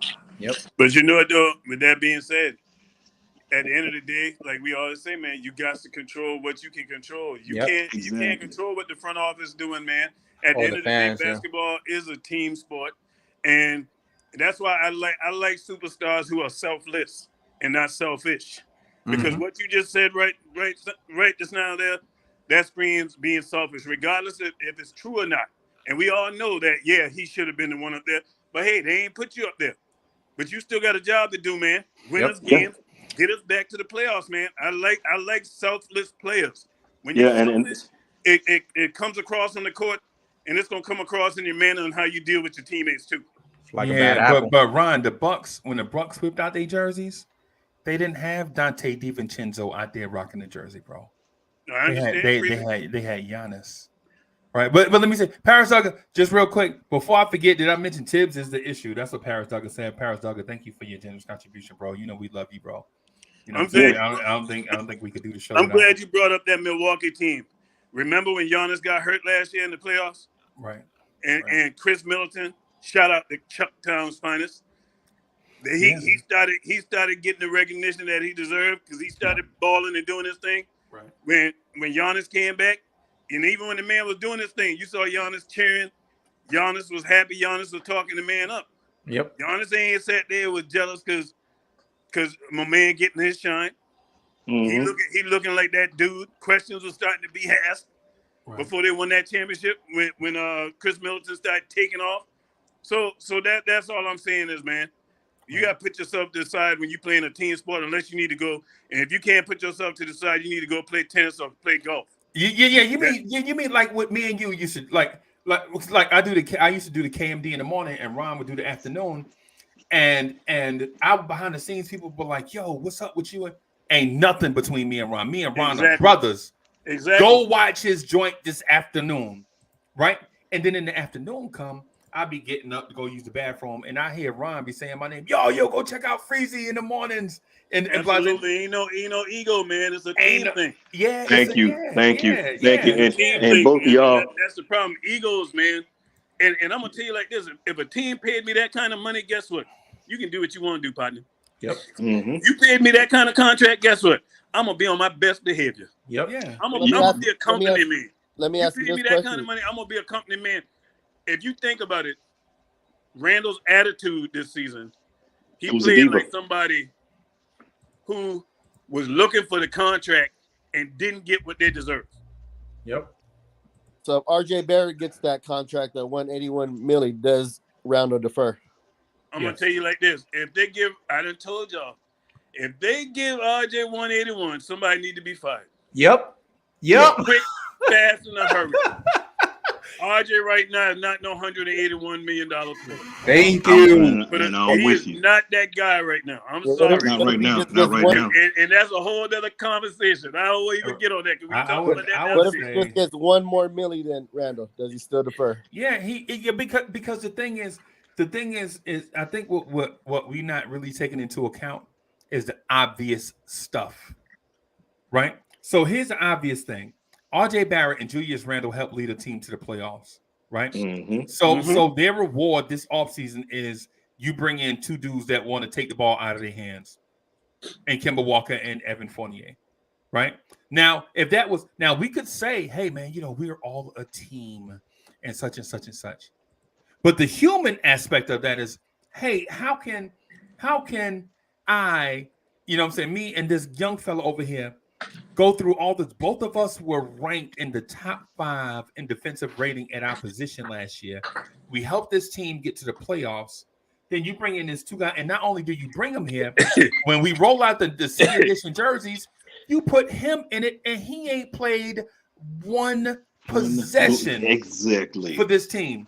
And I can't defend that. That wasn't cool. So while that might seem petty, we are human. Exactly. We human, and so not only that, and then so that happens, right? Julius Randle hits the game winner to make sure that we have a undefeated preseason. Y'all remember the game when Julius Randle hit over Daniel Gafford? Nobody can forget that because the vibes was high. We 3-0 in the preseason. We nip and tuck, watch the comeback. The dude that looked like Roger Federer for the Wizards come down and hit the 3. to tie the game. Y'all remember that? Yeah. The dude that looked like the rookie, the dude that looked like Roger Federer, right? And so Randle hit the game winner. So going into the season, not only are we undefeated, but we coming off a clutch game winner at the Garden. Yep. We undefeated, coming off a game winner. We play the Celtics. Kemba Walker throws the game away late, and who saves that game? The double overtime opener against our rivals, the Celtics. The Celtics are still in the playoffs right now, by the way. Kemba Walker gave that game away down the stretch with those 3 turnovers. One of them, he gave the guy He just like he handed the ball on the platter. He just like here, gave it sir. to him. Yeah, he was Breezy, like that game, man. I'm gonna tell you. It was like back-to-back plays. That game, man. I got to comment on this. That game that RJ won. That was the day after my mom passed, man.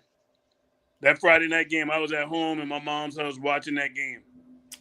And when RJ made that shot, I was like, man, this is a joy in a bad situation with losing Mama Joyce. You know what I mean? But that gave me a lot. It made me feel a whole lot better, man.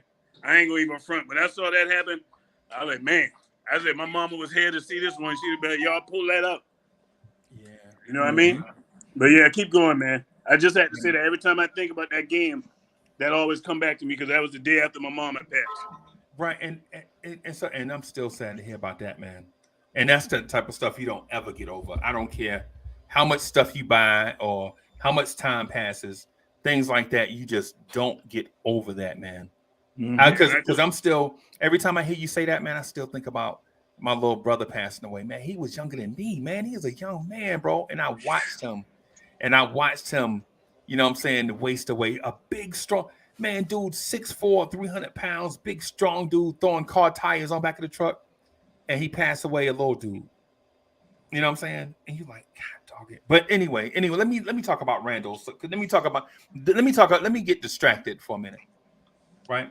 So Kemba Walker comes in and gives away the game against the Celtics, right? And yet all year long, all we hear is Kemba Walker's homecoming. Yes. Right? And if you Randle, you just saved him in the Celtics game, right? And you've been saving him all year. The defense was ranked 27th with Kemba Walker on the floor. 27th, 30th at the point guard position, right? Tibbs takes him off the floor. The defense tightens up, and all we hear is Tom Thibodeau made a mistake by benching Kemba Walker. That was the dumbest thing. Yeah, that was crazy, wasn't it? And I just want to say this here. I just want to say this because y'all both, and that's why I went away, and I appreciate you going because you took it before I was able to get to that point with the whole how does the Julius could possibly look at the situation, because it was wrong how they did him. And it's human nature. You can't control, you control what you can control, but come on, man. When you talking about, the egos and all like that, and all season you hear this, and then the thing about it, I keep looking at, so I always say, when you think about who we brought in to help Randle, we all seen Black Panther, right? Right. Remember when Black Panther and Killmonger was fighting? And he was beating the Panther down, and he turned and everybody said, "This is your king." That's how Randle was looking at everybody. This is the help you bring me. You got to look at it like this. This is the help. Right. So his ego got his. I won't say just his ego. I think his feelings. The man feeling. I can't speak for him. I can only go by what I see. But it like his feelings were hurt, and he got deep into his feelings because he felt unappreciated, and then he just spiraled from there, man. And then with the contract, you could say he was acting like a diva with some aspects of it, but he was feeling unappreciated. I'm pretty sure he was, because that whole thing with that jersey, it should have been he and RJ, because it was he and RJ. Yes. It was he and RJ. So why you didn't have he and RJ? Because the thing is, the front office fumbled that whole promotion thing. Yep. If they were really smart, you would have had all three of them. Kemba coming home, your most improved player, and you're up and coming. and had all three of them to market that jersey. But hindsight is something else, boy. I tell you that. Right. Man. You remember the Slam magazine cover? Who's on the cover of Slam magazine? RJ Randle. It was not Julius Randle by himself. Julius It was Randle, Julius and RJ together. Yes. Yeah, and so the thing is, little things mean a lot, y'all. And the thing is, I just want to speak to this. This is the point that I've been trying to get to, and Knicks fans are not hearing me. I'm gonna just say it one more time. When you have been unsuccessful forever, but continue the grind throughout, and you've watched others that do, say you're a music artist, right? And you putting out stuff, you dope, and then you see your contemporaries is putting out stuff that's whack, but they successful, right? Yeah. You're like the whisper song. Why somebody want to hear a song about whisper? The whisper song, really? Is that what you're putting out, right? And so you grinding throughout, right? And then you get a taste of success, right? You're like, oh snap! People finally appreciating me and appreciating my grind. We make the playoffs, and then you lose in a disappointing way, right? You lose in this. Julius Randle and RJ Barrett, both of them were losers. They short careers, they've been losers, right? And then you get a taste of success, and you know that you can do this if a few things go your way, right? And then the front office changes everything. Get rid of the guys that help you get to the mountaintop. Those guys are gone. Now the formula for y'all being successful and getting to the mountaintop, you got to start all over from scratch. And then not only on top of that, you see your success slipping away, like the sands are slipping through your hands, and there's nothing you can do to recapture it. And then you get the blame. Not the dudes that replaced New Edition with the boys, right? Not the people that took Michael Jackson off stage and put a clown up there. Not them, right? They don't get the blame, right? Julius Randle gets the blame. Not Julius and RJ. Julius Randle gets the blame. And then for him to be acting out like, no matter what I do, I can't do nothing right in this city. And then people are like, well, I saw him pounding his hands. He mad at the fans. And now you're like, dag, I can't even show frustration. And then they're like, look at him waving his hands. I saw Julius Randle waving his hands. And so you're like, no matter what Julius Randle do, he can't win. He can't win. Let me ask y'all this question. Have we assigned a captain to this team yet? No. All right, so that's number one. See, I spoke upon this way before the All-Star break. Right. That's number one. You never made him captain of the team. Yep. Period. Right. All right. The second thing is, every NBA team's number one player.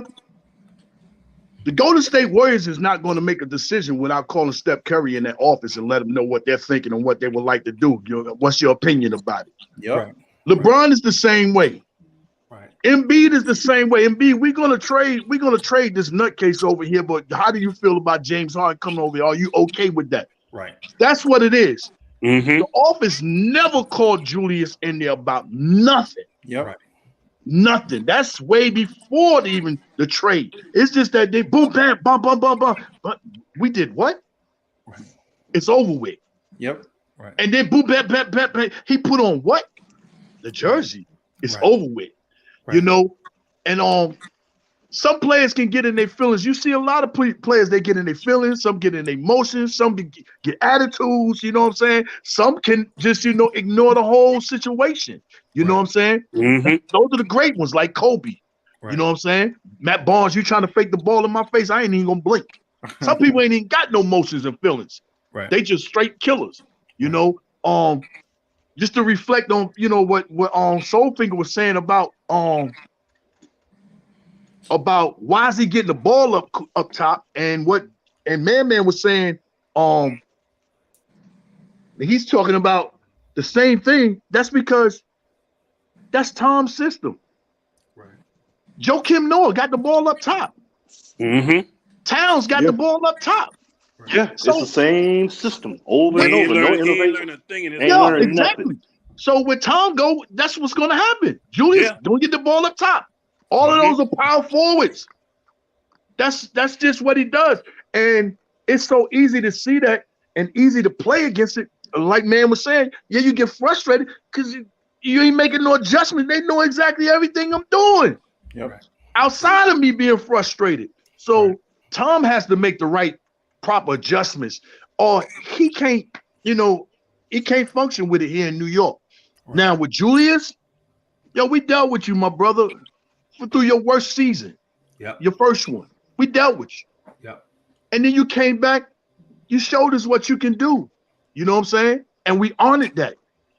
But this what you came and did this year had nothing to do with bouncing that small ding, putting it in that rim. It had nothing to do with that. You were disrespectful to the number one fan franchise that is in sports. Right.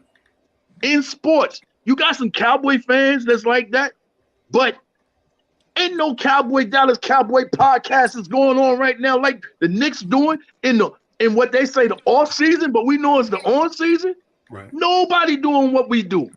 So, with that, we got to make a lot of adjustments, man. Yeah. And my opinion, even though if he stay here, I deal with it, but I want Julius gone because your attitude stinks.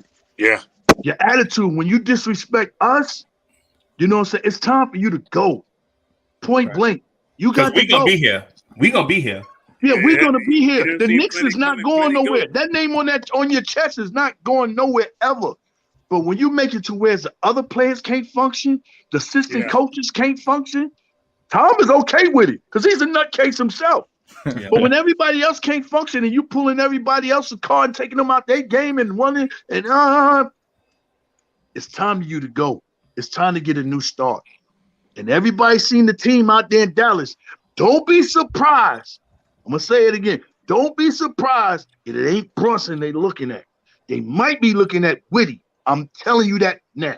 They might be looking at him. Because Brunson ain't going nowhere. No, they can give him the door. They're going to pay him. They can pay him because they know Luka can go down at any moment. He ain't going nowhere. Right. Nowhere. So don't be surprised if we go after Whitty and put Julius in there. I'm cool with that. Because we need somebody to speed the ball up in their offense. We need somebody that can run a little bit, maybe with Cam and run with Obi. You know what I'm saying? And the thing is, the people that think D. Whitty had a, half and half season, guess what? This is his first year back off that injury. Right. First year back off missing a whole season. You got to make sure you can play before you really get your function all the way right. You know what I'm saying? So I believe his second season after his comeback going to be better. But I don't want Julius on this team no more. And I'm going to tell you, Boogie, something else that really hit that we should have, look, when you look, hindsight is 2020. The front office made this team try to go from being a defensive team with a defensive coach to asking this team to be an offensive team by getting Kimba and Fournier. Yep. You bring them guys and you signaling you trying to be an offensive team, but you're trying to do that with a guy who's known for defense. Sabotaging the team. You sabotage your coach. Man, because you hit the nail on the head with that one. Because if you're going to ask a coach to do what they do well, you're going to give them the pieces to what they can do, what you know they can do. Yep. And Tom, everybody knows that Tom is a defensive guru, and I give him his credit on that. But the offensive side is what I've always had a problem. It's never been the defense for me with Tom. It's always been the offensive side. Tom don't know what to do with athletic guys too. That's another thing. He don't know how to. He didn't know how to use Obi. He didn't know how to use Cam. That Cam sitting on the bench, and I'm looking at this. I'm like, man, you got guys who can cause havoc, and you got these guys tucked away in the garden somewhere. But that's why I don't have. No, this is the first year, and I'm gonna tell you, I'm always an optimist when it comes to the Knicks. Mm-hmm. This is the first year that I can ever remember where I'm skeptical. I'm really skeptical from top to bottom. Yeah. You don't know what this team is gonna do, man. If anybody's saying we know what this front office is gonna do and what Tom's gonna do, we don't know. We don't know. We don't have a plan. You said it right. Man. You said it right, because if that man bread and butter is playing defense, how do you get rid of his defensive guys? Exactly. Didn't you hear what Luka said at the end of the game the other day? Yo, I didn't win this game. Bullock and Finley Smith, they won this game with their defense. That just shows you how much the office and the bench are so far apart. Exactly. That's why I brought up Bullock earlier, because you notice the disconnect with Evan. You know, Evan and it took Evan and Julius too long to try to fit and work together because of the way the defensive deficiency. Because and just bear with me on this, fellas. Just bear with me on this. And I'm staying on task, but I'm just gonna go in a little bit of a slight direction, not a G-man direction, but a slight direction. All right. Shout out to G-man. Shout out to G-man. Real quick, I don't mean to go. I spoke to him the other day. He's doing good. Brought him a brand new car. He just said, "Yo, they went from a bag to a duffel bag." So he's still out there. He's sending his love to everybody, man. I talked to him the other day, man. I did, man. He got a brand new car from Kansas. You know something? Let me just say this real quick. Based on what you guys said about Julius Randle taking too long to understand Fournier, that's why I'm already tired of seeing too many trades not working out. Then it's another season. Man, I just want to see something happen with what we have right now. Yeah. I don't put too much blame on Coach Thibodeau, because the front office, they also have blame. They didn't give Coach Thibodeau with the players that actually works with him. They gave him shooters. They gave him pretty much players that is known to be offensive. But what about defense? Defense was pretty much a sabotage. It was a sabotage team to begin with. So it's like, yeah, we had hopes because we started thinking like, well, at least Fournier, he's going to give us, he's going to shoot. But this is not a team known for shooting. This is a team known for defense. If there's one thing that I was so joyful of last season, is that it does not matter that we was down the first quarter, the second quarter. By us continuing playing defense, by the fourth quarter, we was on top and we was winning. Hey, tell them, Nice. Anytime you play defense, what you got a chance to do? Always cash up at least. Hey, you got a chance to win every night when you play defense. Yeah. And this is where I was going to go with that. And we're talking about that. We can just look at the very first game.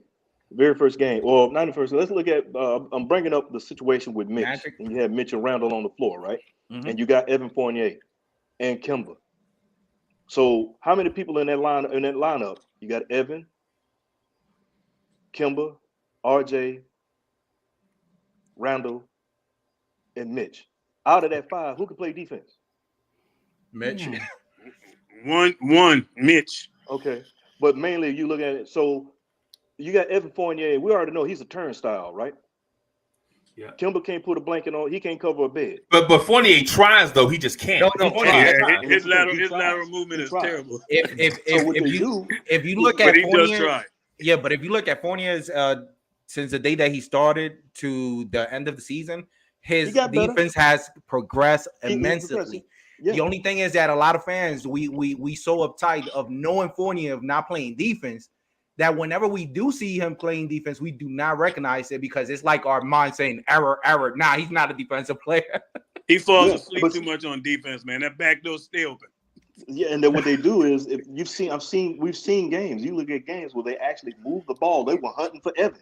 Mm-hmm. You know he's the weakest link. So now you put a player like Mitch in a position where, oh man, he lost his man again. Hold on, let me get up here and try to stop this. Oh, then dish the ball off, and then what happens? His man is getting the points, getting the dunk, or Mitch coming in late, or Randle trying to get in there. I mean, it's just a whole thing like that. So you got to look at like Nice, what you were saying, or everybody was saying. You got to look at the players. You sabotage the team from within by bringing in players. Yes, you wanted shooting, and then them guys are streaky. Them guys weren't consistent shooters. Nope. Yeah. As I saw in the chat, and they're right about that. Them guys were streaky. Yeah, E. Gibson telling the truth. And very so streaky. Yeah, so you got to look at the right players. You didn't have to go and get the big names because you know what, Reggie Bullock. At first, I was like, man, what is he doing? Get him up out of here. But Ron was the one he talked about it, and I had to step back and look at it. And I said, you know what, I'm wrong. I got to look at what this man is doing. Yep. Right. Yeah, he plays defense, and you know what? When you play hard defense like that, your leg's gonna be tired. But you know what? Bullock did some intangible things to help us. Now, I'm not saying that we would be in a whole different situation. I think we would be in a better situation than we were if we had Bullock, but I'm not saying Bullock was the end all be all say all. Did we need to upgrade at the wing? Yes, we did. Mm-hmm. But we shouldn't have brought in Evan Fournier to move RJ to the wing. Can he play some wing? Yes, we'll put RJ back to the 2. But you know what, though? Get you a legit wing. So I think it goes back to the front office, man. It really goes back. Because everything we're saying, man, it really goes back to that front office, man. They dropped the bag when they gave up them contracts. Yeah. Because I'm gonna stick out to it. Ron, they didn't drop the bag. I'm about to correct you. They didn't pick the bag up. Yeah, they skipped over the bag. Think about this, Freezy, y'all. Think about this. Really think about this. When we came out that 4 seed and we got smashed by Atlanta with that gentleman's sweep, right? We all knew it was the point guard was the problem, and everybody was like, "Oh, we know we're gonna fix that point guard position." Because that's what see y'all. I gotta jump off and handle some business. God bless y'all, my brothers, and I'll talk to y'all later on. Yes, all right, sir. have a great afternoon. Boogie. All right. Good to see you, boss. Hey Yeah, y'all. I'm gonna jump off the screen for a little bit. I ain't gonna jump off the joint. Okay. I'm gonna just jump off the screen for a little bit so I can pay a couple bills real quick, and I'll be right back. All right, man. But Ron, same thing. So think about this, fellas. Mm-hmm. We came up that 4 seed. We know our point guard position is what got us killed in that series against Atlanta because we couldn't score at that position and we couldn't stop them. Now, if you're gonna move off, and then that's another thing. EP was your defensive guy, and as much as we all was down on EP, I gotta give him his credit, just like I did with Bullock. Defensively, the man is a very good player. Yep. Offensively, no, not so much. You know what I mean? So you come back the next season and you don't adjust that position. You supposed to go out. Don't come hollering and talking, but you looking at Brunson right now. The time you were supposed to try to get Brunson was last season. Or somebody even better than Brunson. Because you knew you had a major deficiency at that point guard position. No, but what you do, this is what makes it even worse. You wait till Kemba Walker got put on the buy hair rack at Kmart clearance rack and got this guy often injured instead of going to spend. And that's the thing. That's what I keep talking about Leon Rose, man. That guy is cheap with the money, and we paid for it both years. And, boy, please do not talk to me about getting no Gordon Hayward, because I saw an article about that. Do not try to go back and get no Gordon Hayward. But anyway, sticking on task. That front office fumbled mightily coming off that 4 seed, man. And we would have still been in the playoff. Tell me the last time. I waited for somebody to answer that thing. When the last time a team made the 4 seed and the following season didn't even make the playoffs? I can't ever remember that, Ron. I remember you said that. I can't remember that. I can't. But Ron, you remember that pretty much at that time when we was going against Atlanta, a lot of people just didn't want Payton. And that the last game that I noticed that people were saying like, nah, just sit him down. I don't care if we lose, just might as well just sit him down. I'm looking at him with an eyesight, something. I'm going to be very skeptical and see if he's making mistake. That last game, he did not make no mistake. Not in the way where you're going to sit him down, put Derrick Rose starting position, and now look what happened to our bench. Because offensively, our offensive points was actually coming from the bench, and people wanted it so much. Derrick Rose with the starting position. You remember that killed us. They killed us. But Ron, you remember that day that everybody was mad, and I'm happy. I'm like, nah, you guys wanted Derrick Rose in the starting position. So I remember that. I remember that. But I'll say this, and I had my thing because I said my things about Peyton. I said it. Hey, he was gonna sign with the Singapore Sea Slugs. I had all those, the Dubai Dog Pound, all that. He was gonna sign with them. But bottom line was the man did, looking at what he couldn't do, and he wasn't a scorer, but he could distribute the ball. But one thing he did was cause problems for the defense because he could penetrate. He had his shortcomings. Was Elfrid Payton a starting point guard? No, but he was our point guard to start at the time. Bringing Derrick Rose to him in the starting position messed up the bench. But also, again, we got to talk back. It was too late. It was too late. You should have done it early in the season. As soon as you got it, when you switch around. You should have done it. But even think about it this way: with every play that we had, the best option to at least guard and the best possibility, a Trey Young, it was EP. Yeah. At that time, it was EP. There was no reason to set him down because every single time that you try put Bullock, Trey Young was a little bit too fast. I'm trying to think. Did EP didn't even play in that series, I don't think. Yeah, he played like the first one 2 game. to 3. He played the first game. game. A game. He played a game and a half, and after that, he was benched. I knew that ice for a long time. Mm-hmm. And then remember, you put Frank in for like a few seconds. yeah.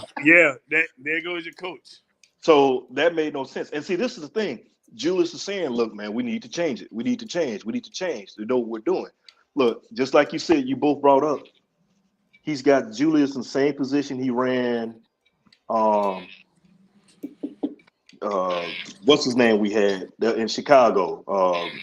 I'm having a senior moment right now. Center. Joakim? Then he did Joakim Noah. Thank you. I'm having a senior moment. Hey, that 50 right around the corner for the kid.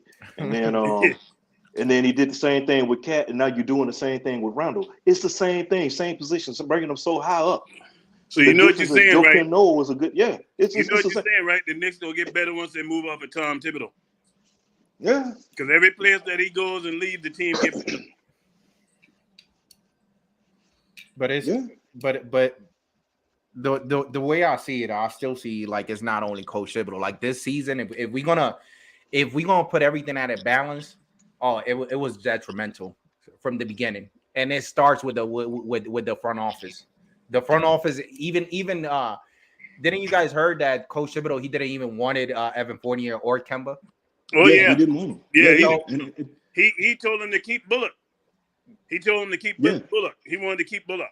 So think about it this way: if we ain't seen this team progress, and of course our Coach Thibodeau not doing nothing better, the front office, they also actually failed to actually put Coach Thibodeau in a position that at least I got what I want, and I'm gonna make something happen. See the Like caveat to that. Mm-hmm. Sorry, I'll let you finish. Nice, I'll follow up. Because I was gonna give you the caveat to that. Yeah, go ahead. Nice. I didn't mean to cut you off. Go ahead. No. It's pretty much the same thing that the front office did to Coach Thib. It's the same thing that the front office did to Julius Randle. On your point, Soulfinger, because it's like, hey, if we have our best player that is right now, it doesn't matter if you like him or not. Julius Randle is our best player. Don't only give him the bag, give him the recognition that you are the effing captain of this team. Point blank. That's it. If we're gonna get a player, we all gotta be in synchronicity. Yeah. And understand that even if I don't get what I want, at least they got my second option. Exactly. You know, like everybody is gonna be at least happy with whatever movement that we gonna make. And by that being done, the only way that this could happen is having communication through all these three sources, from the front office to Coach Thibodeau and especially Julius Randle. If all three of you guys agree on, let's start making the move. Hey, I will say this here. Shout out to Julian Blum, get out my head, because he put in what I was about to say in the chat. Because the caveat I was going to say is the front office would flip it on you and say, well, we gave you the draft picks you wanted. That's what they would do. But again, that's not communication, because I said, if you would have win now, coach, and you want to play with veterans, give me the right veterans to go play ball with. Exactly. It's like if I'm making something, hey, if I'm telling you like, if I'm telling you I got a certain recipe and I need a certain seasons and I need lemon pepper, I don't want you to go give me garlic pepper. I said lemon pepper. Well, you got pepper.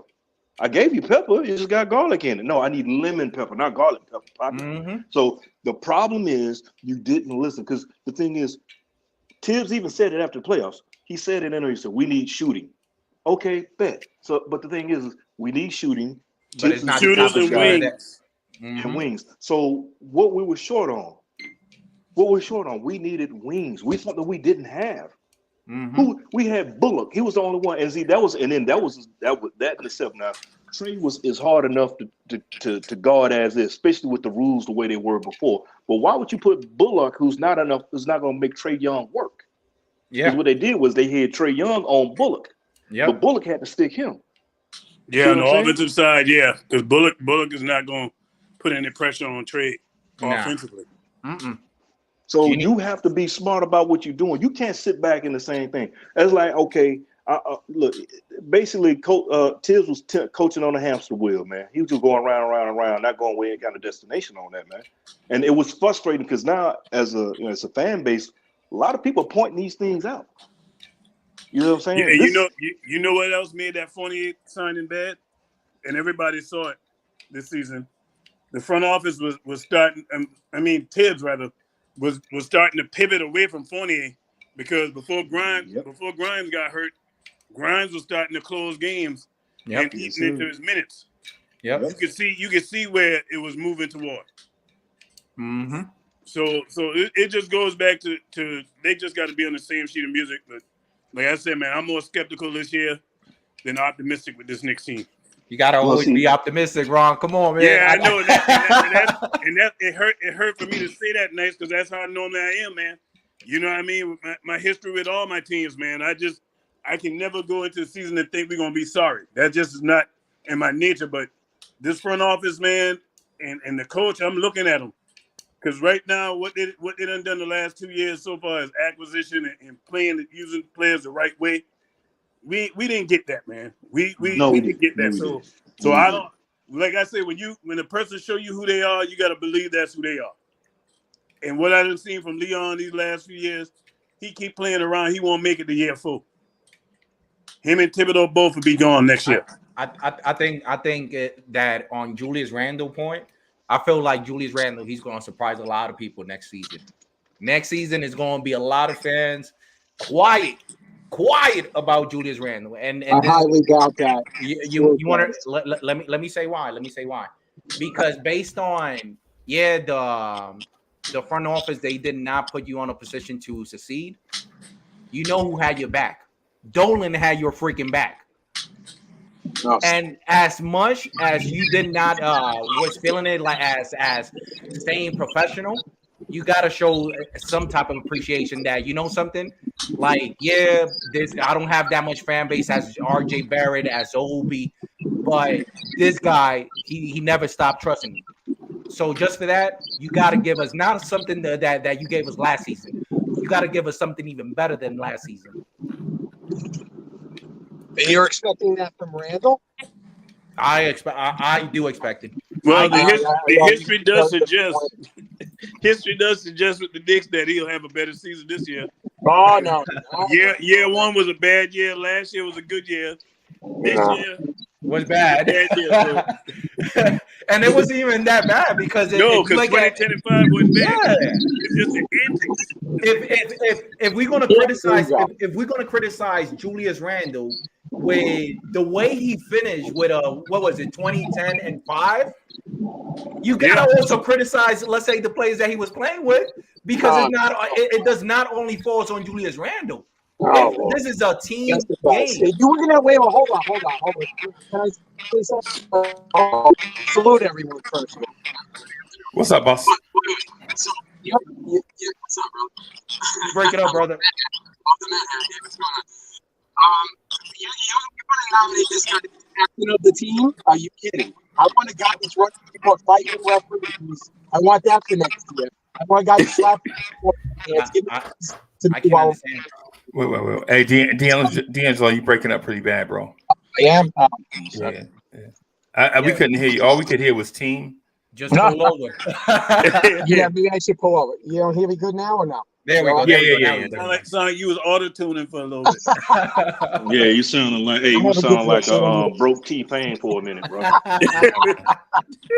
All I was saying was this. I came right out of the shoot. I'm just saying, we want a guy that's going to be nominate him to be captain. We never nominate him to be captain, but we want a guy like that slapping clipboards or clipboards out of people's hands. We got fighting the referees, throwing tantrums on the sideline. I mean, come on. This is what I want. We're going to get the same thing next year from him. What are we expecting from him? Something better? No.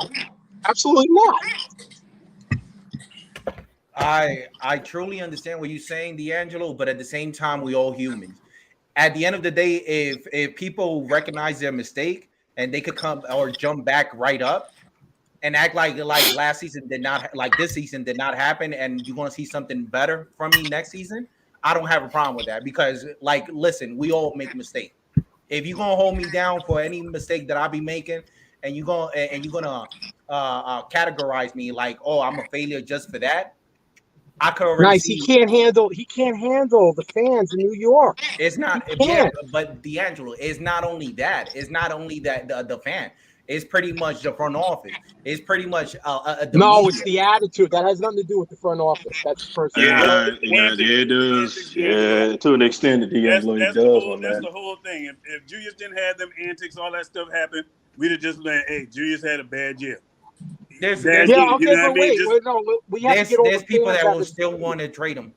There's people, and you know it, Ron, and you know it, Soulfinger, you know it, D'Angelo, you know it, Freezy, and you know it, New Cat. I'm telling you, people, they wanted Julius Randle traded since last season. Since the last season. Even though he gave us what he gave us last season, now we still want him traded. How you want somebody traded with being the most improved player, and you still want him traded? And let me just finish. Let me finish, D'Angelo. Okay, my point is, you cannot knock somebody down just because he's proving your point at that moment. Because last season, when you still wanted him traded, he didn't prove your point, but your narrative wasn't clicking. But now your narrative is clicking. Now you guys want to be jumping out of the screen. Oh, yeah, I told you. Come on, man. We need to stop that. Because what's going to happen? If RJ is not playing well, even though he has a great fan base, you still don't see, let's say, the majority of them criticizing RJ. Why we can't do that same thing for Julius Randle? Because Randle is not homegrown. I'm Randle gonna ain't criticize RJ if he ain't doing what he's supposed to be doing. Yeah, and Randle ain't homegrown, bro. We don't do that for homegrown talent. Homegrown talent gets the ultimate. They get the ultimate pass. I mean, Cats was saying Frank name for 4 years. They was like, all Frank needed 7 more years to get good. I was on the Frank train, man, but after a while I had to look at that man and say, hey, he's never available when you need him. He ain't progressing in his game, so it's time for Frank to go. At some point, you got to know when to cut the cord. Ron, based on what you said, think about it. We might have somebody even better than Randle, but the best availability is being available at the game. And Julius Randle, even though his emotion, his character, his this and that, regardless, you cannot, like, almost 90% to 85%, you will always see him on the court. No, come on. He's a selfish player, dude. Come on. I know. He is. But at the same time, he's going to affect it again next year. So how long has he been in the league for? How long has he been in the league for? What are we waiting for? Him to turn into LeBron or something? What are we doing? Right. Come on now. I see. The thing is, this is the thing is, we're saying what he gonna do or what he was. I'll put it like this, and this is not me, because I'm not a Randle defender or whatever or anybody. I'm about the name on the front. But in this situation right here, the first season he came, and this, I'm just asking this, D'Angelo. Did you the first season you saw how bad he played? Did you expect what he did in the following season? The following season, he played in front of no fans because there was no pressure. Don't matter. No, that's not the question. Don't push the goalpost. I'm just asking the question. I already did. Too late. Don't push.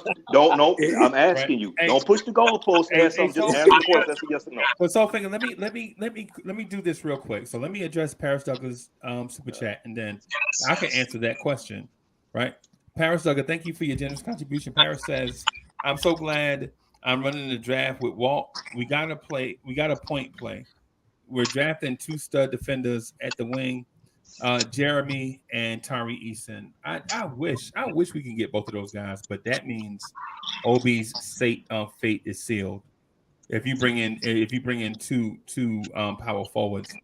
But here's the thing: Julius Randle didn't have a terrible first season. Julius Randle had terrible moments when we needed him.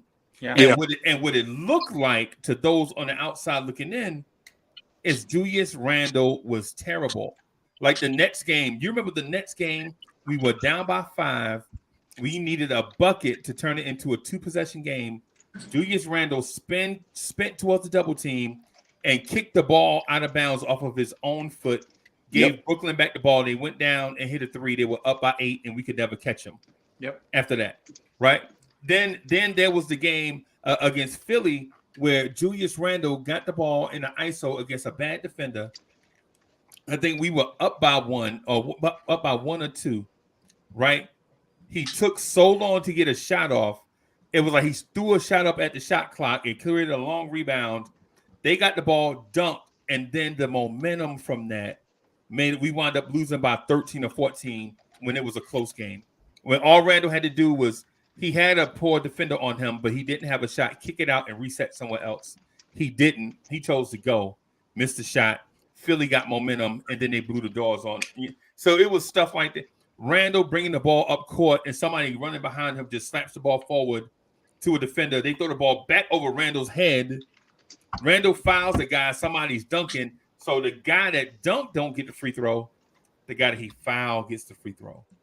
And it was just like these weird things of my man trying too hard to make a play when all he had to do was let the game come to him.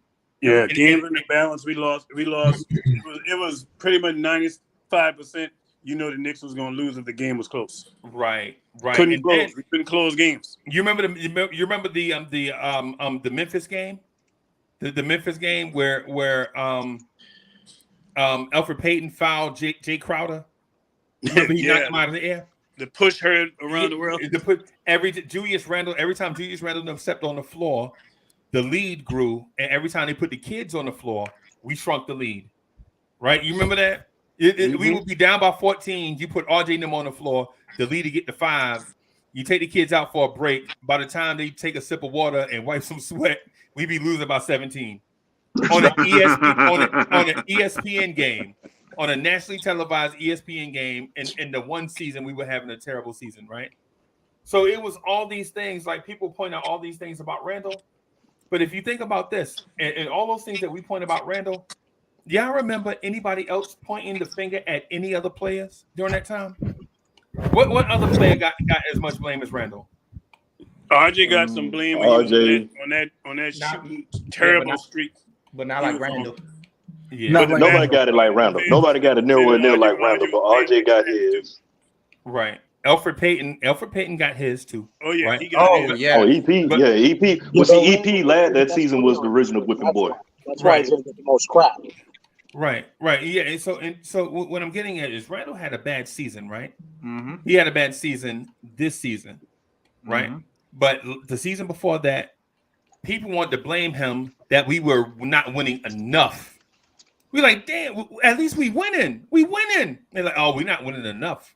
The last 20 games of the season, when we were 16-4 down the stretch in the last 20 games, people were like, well, if Randle didn't take that shot right there, man, we never. But they don't point out the fact that he dominated Zion in the Pelicans game, and he dominated. He killed him.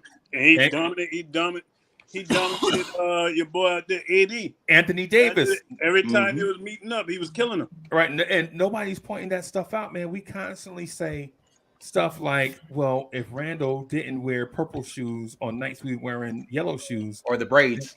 Yeah, or box spray Randle. Yeah. And so while I'm not trying to bail Randle out, right? I'm not trying to bail Randle out. What I'm saying is there have been suckers on this team that have lost games for if Norvell Pell grabs a rebound against us against the Washington Wizards, we win that game. Yeah. Norvell Pell could not grab a rebound. Bro, you 7 foot tall. We paying you more than Mitch. He played 2 minutes. He dislocated that finger though. Yeah. Oh, it looked like SpongeBob. Remember how crazy the fingers was looking? He was staring at it and just looking at it. Nick, man, what's going on? I know you got something in that tank. I see them brain cells just moving. Yeah, man. So I'll start off by saying I'm the only Tibbs defender on the panel. No, I'm with you, bro. I'm with you. Okay. You about to defend Tibbs, bro? And national at broad daylight. Okay. In broad daylight, you about to defend Tibbs. You want me to put my address in the chat? No. No. Hey, let me read this super chat and then I get out of the way. B. Simmons, right. Randall's game fits better coming off of our bench. P. Simmons, Randall's game fits better coming off our bench. Okay. All right, I'm out of the way, bro. Go ahead, bro. Yo, so after the All-Star break, we had the number 1 defense in the league. Let that sit in. Yeah. Yep. Kimba, I was opponent of Kimba being on the team since the offseason. I thought IQ should have started since preseason. Yep. You know, the one thing is that it's not that Tibbs is a bad coach or even that Tibbs doesn't understand offense or anything. I think Rob, he actually says it best, where the Knicks' best offense or the best team or being coached up by Tibbs is the bench or the young players. If you read the Fred Katz article, he basically outlines where Tibbs spends extra time with the young players every morning before the whole team comes together. And that's why when you look at the bench or the young players, they run better offense than the starters. Is Randle actually a better? Does he hurt the team? Yes, at times he does. Friend of the show, Jonathan, once upon a time said Tibbs is frustrated at Randle. There would be legit times where Randle in the first quarter will play fast. Tom Thibodeau, last game, would say, we need to move the ball. We need to get faster. Randle will run the fast break. He'll run the floor. He'll do everything right. And then the second quarter, you go right back to ISO Randle. Yep. Then why play him? Being in the pinch post or catching the ball on top of the key actually is the best position for Randle because Randle is a good passer. It allows you to great see passer, yeah, and good court vision. Yep. But decision making is the problem. Phil Jackson had a theory about pinch post, and he said that if your best player is one dribble away from the basket, you are at an advantage. I believe that, and I hold true to that, even though it's Phil Jackson. The thing about Randle is not the fact that he is bad or he is good. It's the fact that he is inconsistent. Forget everything. And then also, too, you add in the fact that he was the mentor and went on this media tour in his MIP year and said, my son complained to the ref and was begging for fouls. Why the hell was Randle begging for fouls the year after he made that statement? Why in the world, all the things that he did in the year that he improved, he reversed it and went back to square one? I could sit here and say all kinds of mistakes, but I'll give him some passes real quick, and I'll let everybody chime in. Number one, Randle does not drive to the basket if Mitch is in the game. One of the best offensive teams or five that we had on the floor was actually with Taj Gibson in the 5 spot. And Taj Gibson actually shot the 3 better than any other center on the team. One of the reasons why is because, and that makes Randle better, is because Randle has a lane to drive the basket in, and the big man is also guarding Taj on the perimeter. Can't collapse him. The problem was, number one, Kimba couldn't guard at his position. I think he could have made up or worked around Evan Fournier, because Evan Fournier, at least theoretically, you cannot just leave him open. Yep. Taj Gibson shot the 3 at a decent clip, and he drew the big man away to allow Randle to be one-on-one going to the basket. Yep.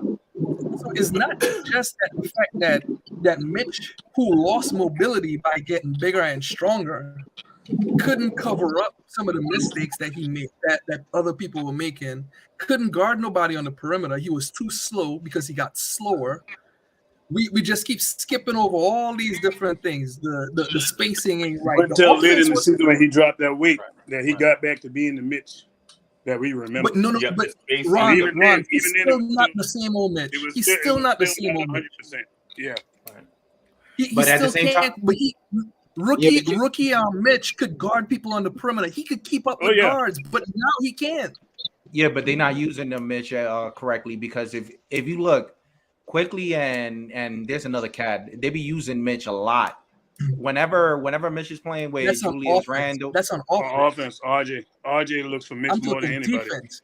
Mitch can't move like he used to on defense. Right. Yeah, I don't know. Man, his defense is big, man. It's a lot of stuff. It's a lot of stuff to what he is saying, and frankly, I agree with it. For one, the offense is whack. Mm-hmm. There's just to put it simply, the offense is whack. RJ Barrett going to the hole, can't finish at the hole, not just because he's a bad finisher, but because the paint is always clogged with dudes that don't stretch the floor. Yeah, right. And somebody said the other day, Freezy, that RJ and Julius are the same type players. Right. They not good to play with each other. I don't know. I this is the way I see it. I don't see them playing well with each other. One has a better attitude, the other one has a horrible attitude. Right. And that affects the whole chemistry of this team. And while he's going to be here, it will affect the chemistry all the time with Randle's personality. And so, I can't, we can't dispute that, bro, because it was on display this season that just passed. Right. That's a fact, right? But here's the thing: the offense is whack, not because Randle and RJ can't play together, but because your screen game is horrible. Yes, your screening. Name the best screener on the team, and if you say a rookie, then that lets you know. Jericho Sims. Taj Gibson. Jericho Sims. Jericho Sims right there with Taj. Taj and Jericho, the best two screeners you got. They're right on par with each other. Right. The starting power forward is a bad screener. The backup is a Obi Toppin is the man. Nobody better not even say screen and Obi Toppin in the same sentence. Right. Mitchell Robinson. I can't say nothing against that. Mitch throws that bionic knee out there like Dusty Rose. Nerlens Noel is a willing screener, but he's frail. And then once he get bumped, the contact that's supposed to impact the defender impacts him. And then he's out for like 2 months. And so if Noel screens, he ain't gonna be able to roll to the basket. And then if he rolls to the basket and open and you throw him the pass, guess what's gonna happen? Freezy, what you describing is we really don't have no threat of that pick and roll. Right. You don't see no pick and pop. The only time you see that is with Taj, and that's your man that's almost 40 years old. Right, and Ron, so to the point that I was getting at about just the basics in offense. Mm-hmm. So for one, you don't have a guard that can take your man off the dribble without a screen. Mm-hmm. Right. You don't have a guy that not ISO, but when it comes to it, can I take nice off the dribble without calling a screen from a dude that's on the box, wasting 2 seconds? You know what I'm saying? Mm-hmm. And so you have that, and then on top of that, you don't have a dude that can just create his own jumper off of just dribble pull up, right? It's always the screen that's a bad screen, or it's always the cut with a dude that can't catch, right? It's always the athlete open, cutting baseline, looking for the pass from a dude with no court vision. So you have all these things working in conjunction, yet we blame Julius Randle. Julius Randle, all of this stuff is your fault, Julius Randle. That's what we and so what I'm getting at is our backcourt, we overrate them. Quickly is good. Quickly is a good player, right? But he ain't that dude. He was a late first round pick for a reason. Yeah, but we just don't know about Quickly, because look at Maxey. Maxey is, bro, he's getting his time, and look what Maxey is doing. Grimes is not the answer. Maxey is though. Maxey the dude, man. Maxey is better than Quickly. Maxey is an athlete. Quickly is a skill guy. You know what I'm saying? Like if I'm sending dudes to the free throw line, I'm sending Quickly. If there's a wide open three, I want Quickly to take it, right? But if you're talking about an athlete, somebody that can break a dude down off the dribble and dunk on somebody, Maxey. I choose Maxey, right? That's one. And then plus, you don't have Fournier is not breaking nobody down off the dribble and going to the basket and get to the free throw line. Burks will break you down and get to the basket, but he can't finish. Right? Right? And then he old. If you bump Burks during the game, his jumper is off for the rest of the game. Right? And y'all notice that. Y'all seen the poor shooting games from Burks. You're like, why he's still shooting? You know what I'm saying? Burks gets bailed out by the 4-point play, which makes it look like he's a 3-point shooter, but he's not. Freezy, what you're describing, I'm gonna tell you. We all know it. Major problem number one, we got to go find us a point guard. We got to find us somebody who's gonna strike fear in opposing offenses. I don't know how they're gonna pull it off this offseason. I hope they do. But if we don't find us a point guard that can strike fair, that can get his shot at any time, that can find other people, we're going to be talking about the same thing next year. Yep. We're going to be talking about the same thing next year. This is a Ron. Hey, Ron. Yeah. front office and Tibbs. That's it. This is it. D'Angelo saying he got one of them things to the store. D'Angelo, you sound like Soundwave on Transformers, man. Yeah.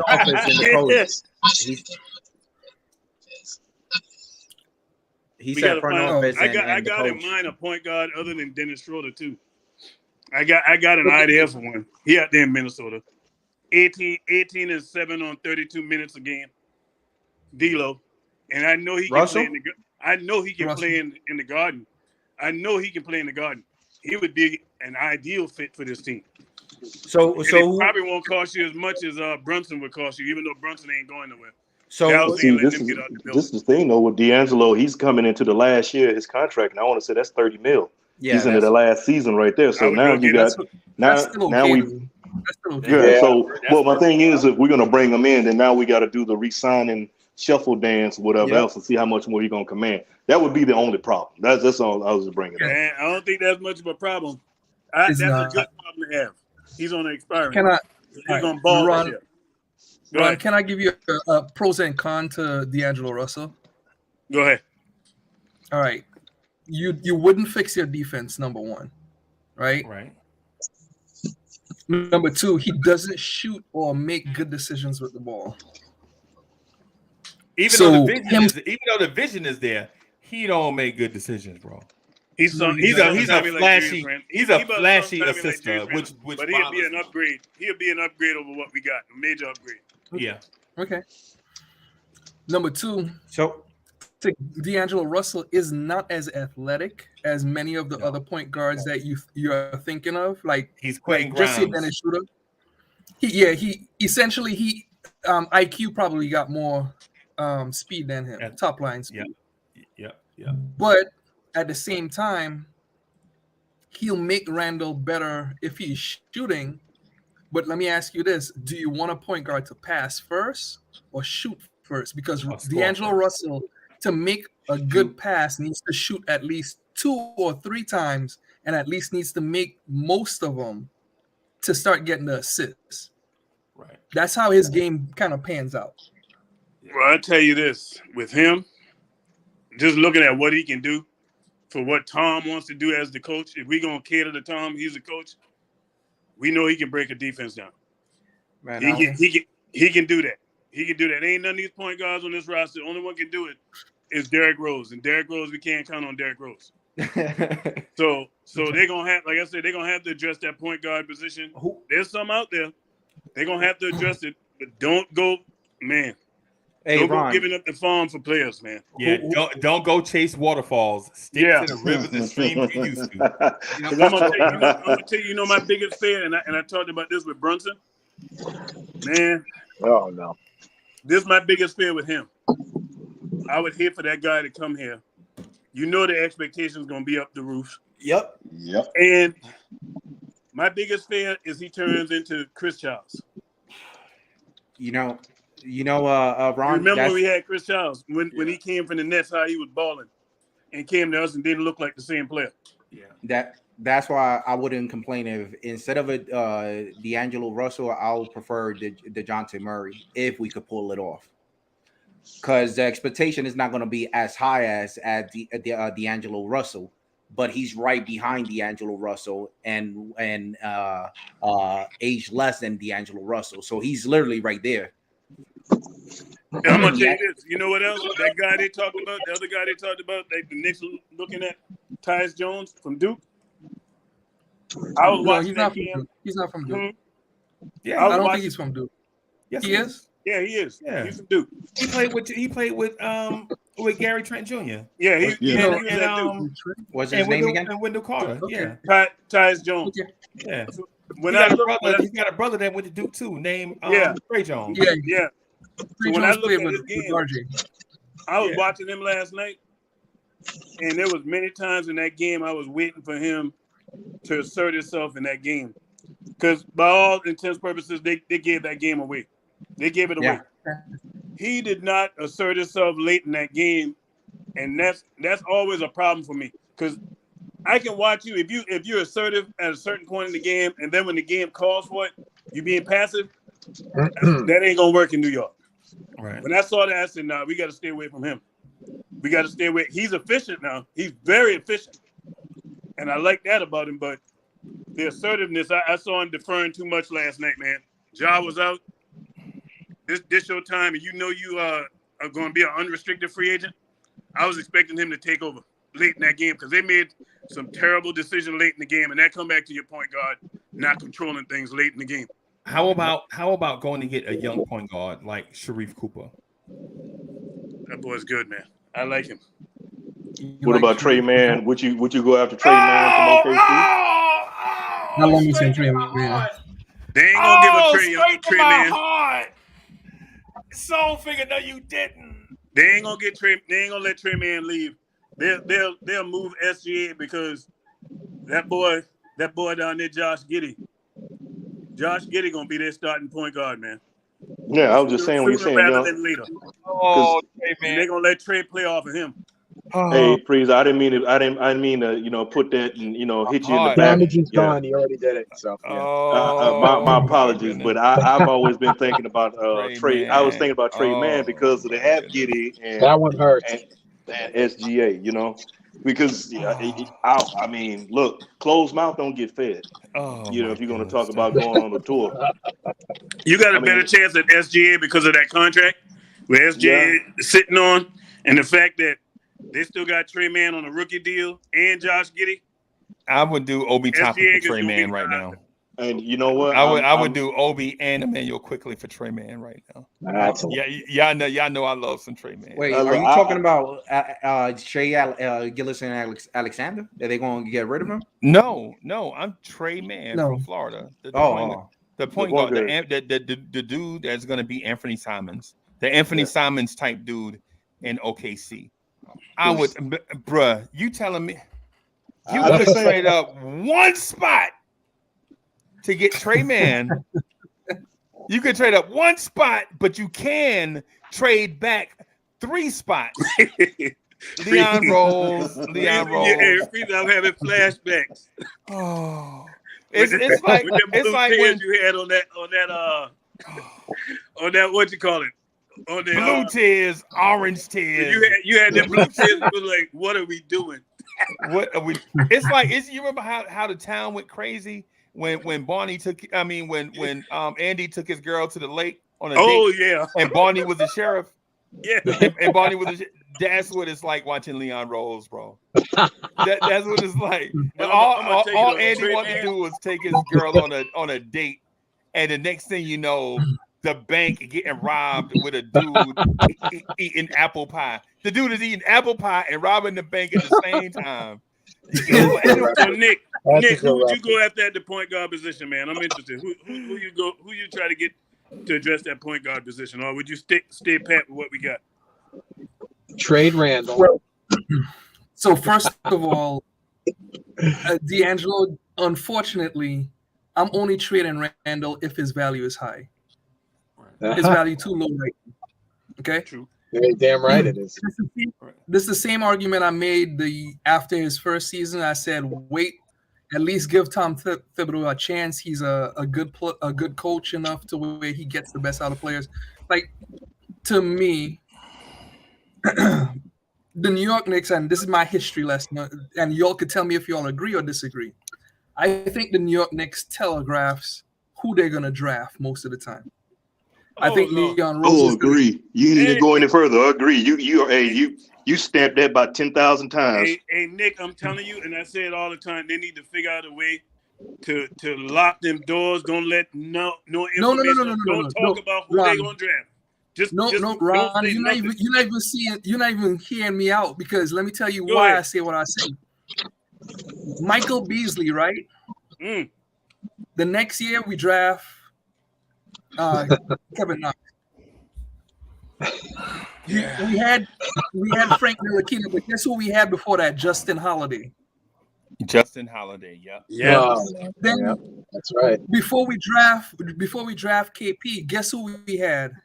Andrea Bagliani. So my reading of the tea leaves in that is Burks was started at point guard all year long.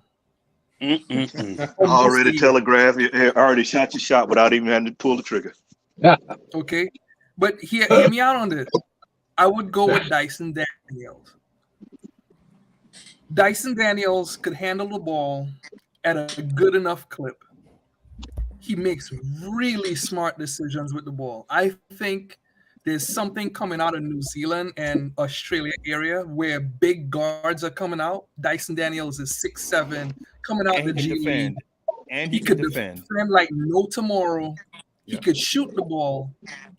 I think if Tom Thibodeau has his way, he would choose Dyson Daniels.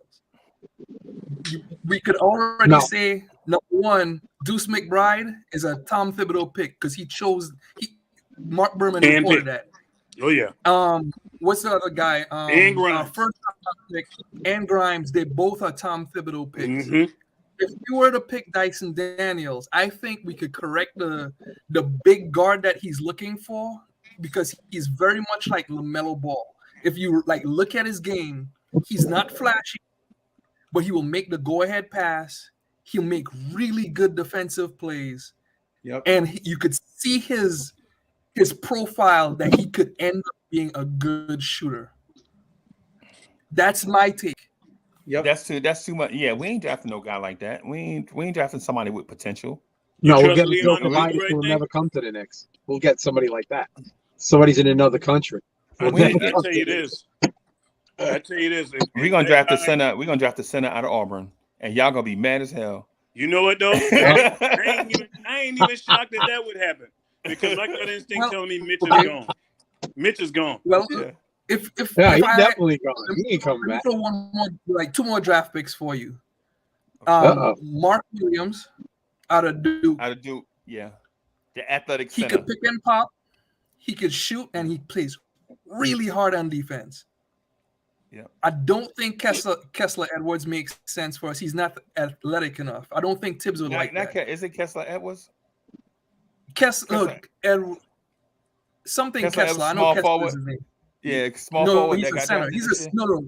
The best defensive center in the Kessler league Edwards right is a small. now. I know. But Kessler Edwards is a small forward that got. Kessler Edwards is a small forward that got drafted in the second round this year. Yeah. But there's another Kessler that he's a big man. He could really defend, but I don't think he's a Tom Thibodeau kind of. But Jalen Duren is another one too. So either of those two, if you want to draft the center position to make Randle better, would be fine. Because again, we could get away with at least one more season of RJ and Walker Kessler. So we could get away with making Randle better by just getting a better center and just running IQ at point. I think at the point, they're going to either trade for a point or they're going to sign somebody outright. I don't look for them to draft one. And the only reason why it's rare that point guards come in this league and hit the ground running. and the clock is ticking on this front office and Tibbs. I think if we miss the playoffs again this year, you're gonna have that 747 flying. I think there'll be a mid-season firing. I think it's gonna be a case of both of them gonna end up leaving here together. They can't afford to get this offseason screwed up. They can't do it. I agree with that. Absolutely. Well, but at the same time, like, okay, Randle, okay, God, the front office, to me, they need to get it right next season because we have 2 draft picks. We have way more free agents next year and also a bunch of expiring contracts. Right. We could make better trades next season. There are no point guards coming out right now. No. There are no good. Not no star. There are no Jaden star Ivey? guards. No. There are no. Jaden Ivey's not a point guard. He's a combo guard. He's actually a 2, more of a 2. You think he's on? Yeah. Man, I'll take him as a point guard, even though he's not. Hey, you the point guard? Just shut the F up. I would say just say this to what Nick G is saying though. So just to what Nick G is saying, Nick G, bro, I understand what you're saying, in a strategic sense, in a very analytical sense, in a very poignant and responsible way, is saying the prudent move would be to make these calculated moves next season, right? Because the depth of the draft next season puts you in a situation where your assets are more valuable and the players that are coming out in the draft are going to have more upside, right? And you can get those high school players next year too. Right. But you are talking to right now in this moment, you're talking to irrational Knicks fans that just saw you mess up 2 years in a row. Yep, that's the problem. Right? And you're asking us to give you a third year that you may mess up, right? And so the thing is about what you said is this: I'm willing to give them this year, this offseason. If you don't get it right, I'm having a new front office make those decisions next year that you just mentioned. Hallelujah. Like if you don't get it right today, you ain't gonna be here to get it right tomorrow. Yeah, that's it. You know what I'm saying? That's what I'm saying. Because Nick T, what you said was very well thought out and smart. Oh yeah, in a perfect sense. Yeah. Yeah, and it makes perfect sense if we're the Boston Celtics. Yep. Right. I think they're gonna. Oh, I'm sorry. No, yeah, bro. No. I think they're gonna really go after Donovan Mitchell. They're gonna make they're gonna probably give up the farm to get him. I think they're gonna. Oh my God. I really do think they're gonna do it. I have a feeling. They're gonna throw it so that it won't be an existent, bro. Because if we're gonna trade the whole farm, man, I don't know what I'm just saying they may do something like that. I'm gonna tell you what, if they do that, I know Tom Thibodeau won't be here. Right. Ron, let me ask you this: how many Quentin Grimes is Donovan Mitchell worth? Like, how many Quentin Grimes do you have to give up for Donovan Mitchell? And if you have to give up more than one, if you have to give up more than one, then the deal for Donovan Mitchell is worth it. If you have to give up, I agree. If you have to give up 2 Quentin Grimes for Donovan Mitchell, then you got to do the deal. If you got to give up 3 Quentin Grimes, then you got to do the deal. Yeah, it's all gonna come back to compensation for me. It's all gonna come back because ain't no dispute. You get that guy here, he's your number one. Period. Right. He's a number one, and he's worth every bit of it. We ain't having the question is, we paying him this money? Is he a number one? Nah. Right. Because if you trade for him, Ron, he the best player you had since Melo in his prime. Exactly. That's right. So it just depends on what you're gonna package together to move him up out of here. Because you don't want to leave the cupboard bare when you get him in here. Because the question is not what is Donovan Mitchell's value, even though I just asked Ron that. How many? I asked him what is Donovan Mitchell's value to us, and if you got to give up a quickly, a Grimes, a McBride, a Sims, they're gone. RJ, 2 first-round picks. RJ gonna be in that deal. They gone, bro. Sorry. RJ, I'm gonna tell you this. Y'all know I always like to say, don't touch me, but trading RJ. But for Donovan Mitchell, RJ, I appreciate you while you're here, partner. But I'm gonna have to move off you. Because the question marks I got about you, I ain't gonna have them but Donovan Mitchell. Right, and they can't be fixed. RJ's questions can't be fixed right? RJ's stuff is physical, right? He's too short to play small forward. He's not athletic enough to be a dynamic wing player, right? He's not bouncy enough. He's not quick twitch enough. All these things, Donovan Mitchell can drop 5 of them and still have an armful to carry. Yeah, that's right. Yeah, and a team like the Jazz, they're gonna want young players and picks, so they can try to build that thing back up. Right, and if we give up the draft picks, so what? It's Yeah, still you still can't use them all anyway. You already got a team full of young That's players. right. right. And Ron, you use draft picks on cats like Grimes and McBride, so it's still the Grimes and McBride thing. Like, how many of these Grimes can you give up for Donovan Mitchell? You got to make a move like that. Right, you got to do My it. man Parrish Douglas said, "What about RJ and Grimes? Send RJ and Grimes up." I love RJ, bro. RJ is gonna be part of that deal, bro. That's a tough one for you. I know. Right, I love RJ. The only player in the NBA right now that I love just as much as RJ Barrett is Trey Mann. That's Not it. John Moran? No, Really? Trey Mann. I think Trey Mann is going to be the Anthony Simons type of if we get Trey Mann, bro. I make this promise, Leon Rose. If you trade for Trey Mann, I will do Blorange Tears Knicks Morning Drive in New York City live. And Leon Rose is like, Leon Rose is like, so what? You ain't. Leon Rose is like, so what? Leon shocked me in a good way, boy. Because I'd have been shocked in bad ways 2 years in a row. Leon, please shock me in a good way this year. Please. Yeah, I'm with Freezy. Like I said, I brought up Trey Mann because I like Trey Mann. I think Trey Mann would be a good fit as a young Ain't guy. happening, Captain. Hey, look, I know. It ain't happening. It's like, that's like having Jesus and some Reebok pumps come through the door and take us to the promised land of the championship. It ain't gonna happen. I'm gonna tell you why Utah's gonna listen. Why it don't make sense for them to. It's just like the fact that guy's on a rookie deal and his game would play perfectly off of Josh Giddey. He will not have to be the primary facilitator, but he can still facilitate. And you can allow him to do what he do best in that score. And they got other young point guards too. Yeah. What's the other Nick G? What's the other young point guard they got? The French point guard. Giddey, you mean, or no, the French one. The French one. They have a French point guard that was supposed to be like Frank B, but he gosh, what Frank was supposed to be. What Frank was supposed to be, yeah. It begins What with you M. I knew you ain't talking about the boy from Detroit. No, not that one. No, I'm talking about the one that can actually pass and shoot and score. I'm talking about the one that actually knows what a Spalding is. Yeah. Oh man, hold on. I'll find out. Somebody said Theo Melodon. Yeah, Theo Melodon. Yeah, Melodon, that dude is Theo Melodon. Yeah, he's good. Something, bro. He's good, man. So they got a plethora of a draft night trade with OKC. We done business with them before. Yeah, last year. Mm-hmm.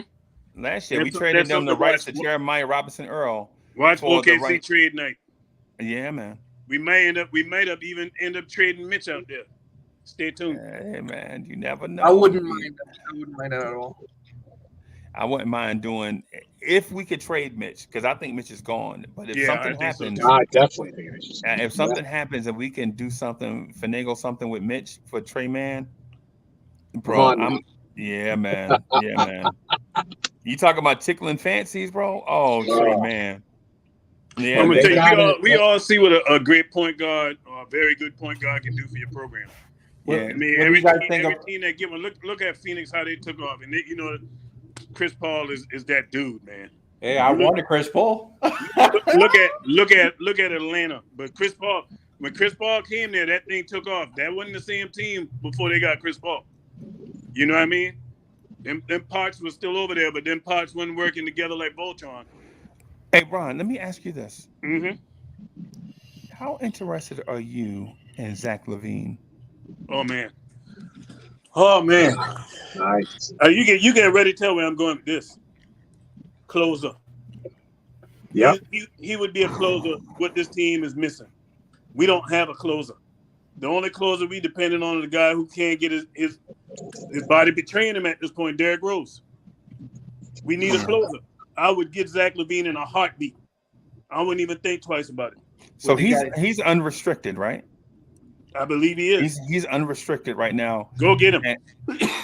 And I think there is a brewing bidding war between them and Portland. Yes, Portland is the team that's coming out trying to get in on the Zach LaVine sweepstakes. So it's Zach and who else? I mean, who else other than Portland? Didn't Tibbs trade him? Didn't Tibbs trade him? Tibbs did. Yeah, but you know what? When he was hurt. Read the article. Read the article that he had out there where he said about Tibbs. He said he don't have a problem playing for Tibbs. He said Tibbs was the one who taught him how to play defense. Yep. And Tibbs helped him start his career. I remember that one. Yeah. So hey, familiarity with the team, with the offense, go get him, man. You go get that guy. That's what this team is. Think about it, y'all. Down the stretch, how many games we lost because we couldn't close. Yeah. Not just this year, but since this team been constructed, since Leon and Tibbs been here. Yeah. When's the last time the Knicks had an easy athlete at shooting guard? Easy fluid athlete at Shumpert, right?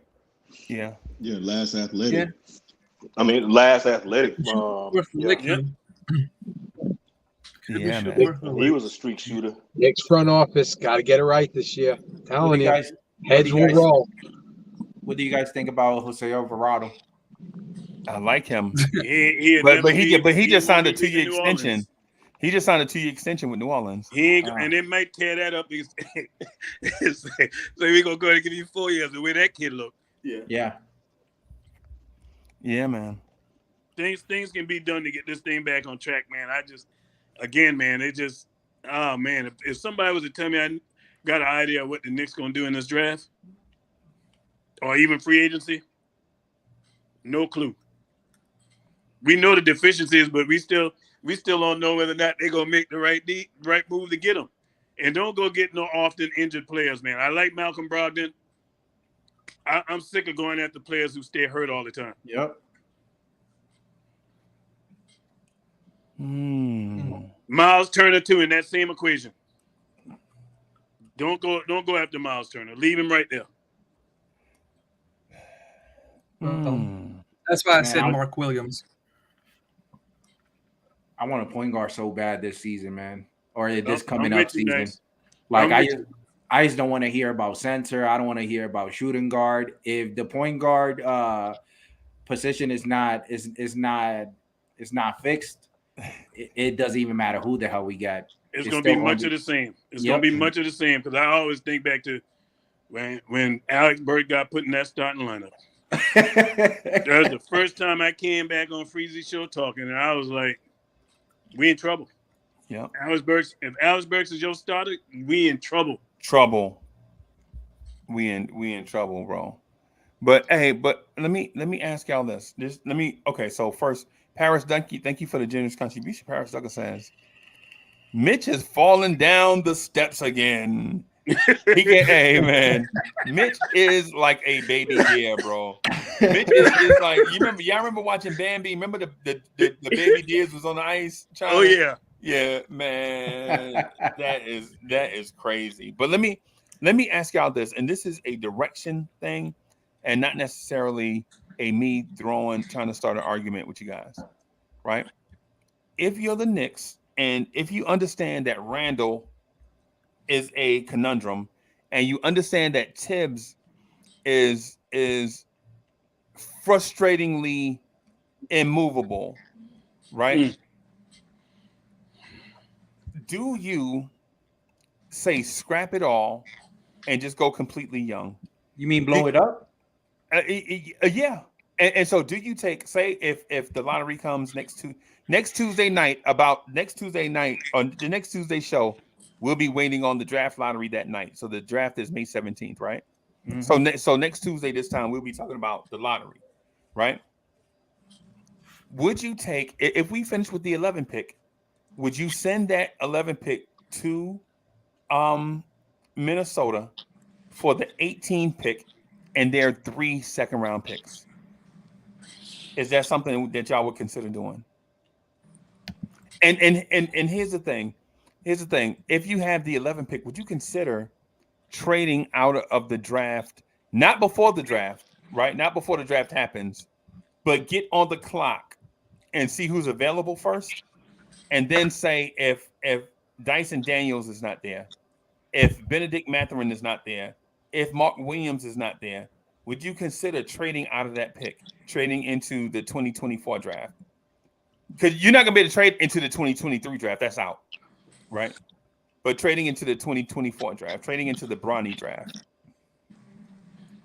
If we're gonna, all right. So the way I see it, if the front office is going to force Coach Thibodeau to play the young guys, and you're gonna blow this team up, get away with all the veterans, and stick only with 1 and 2. That's it.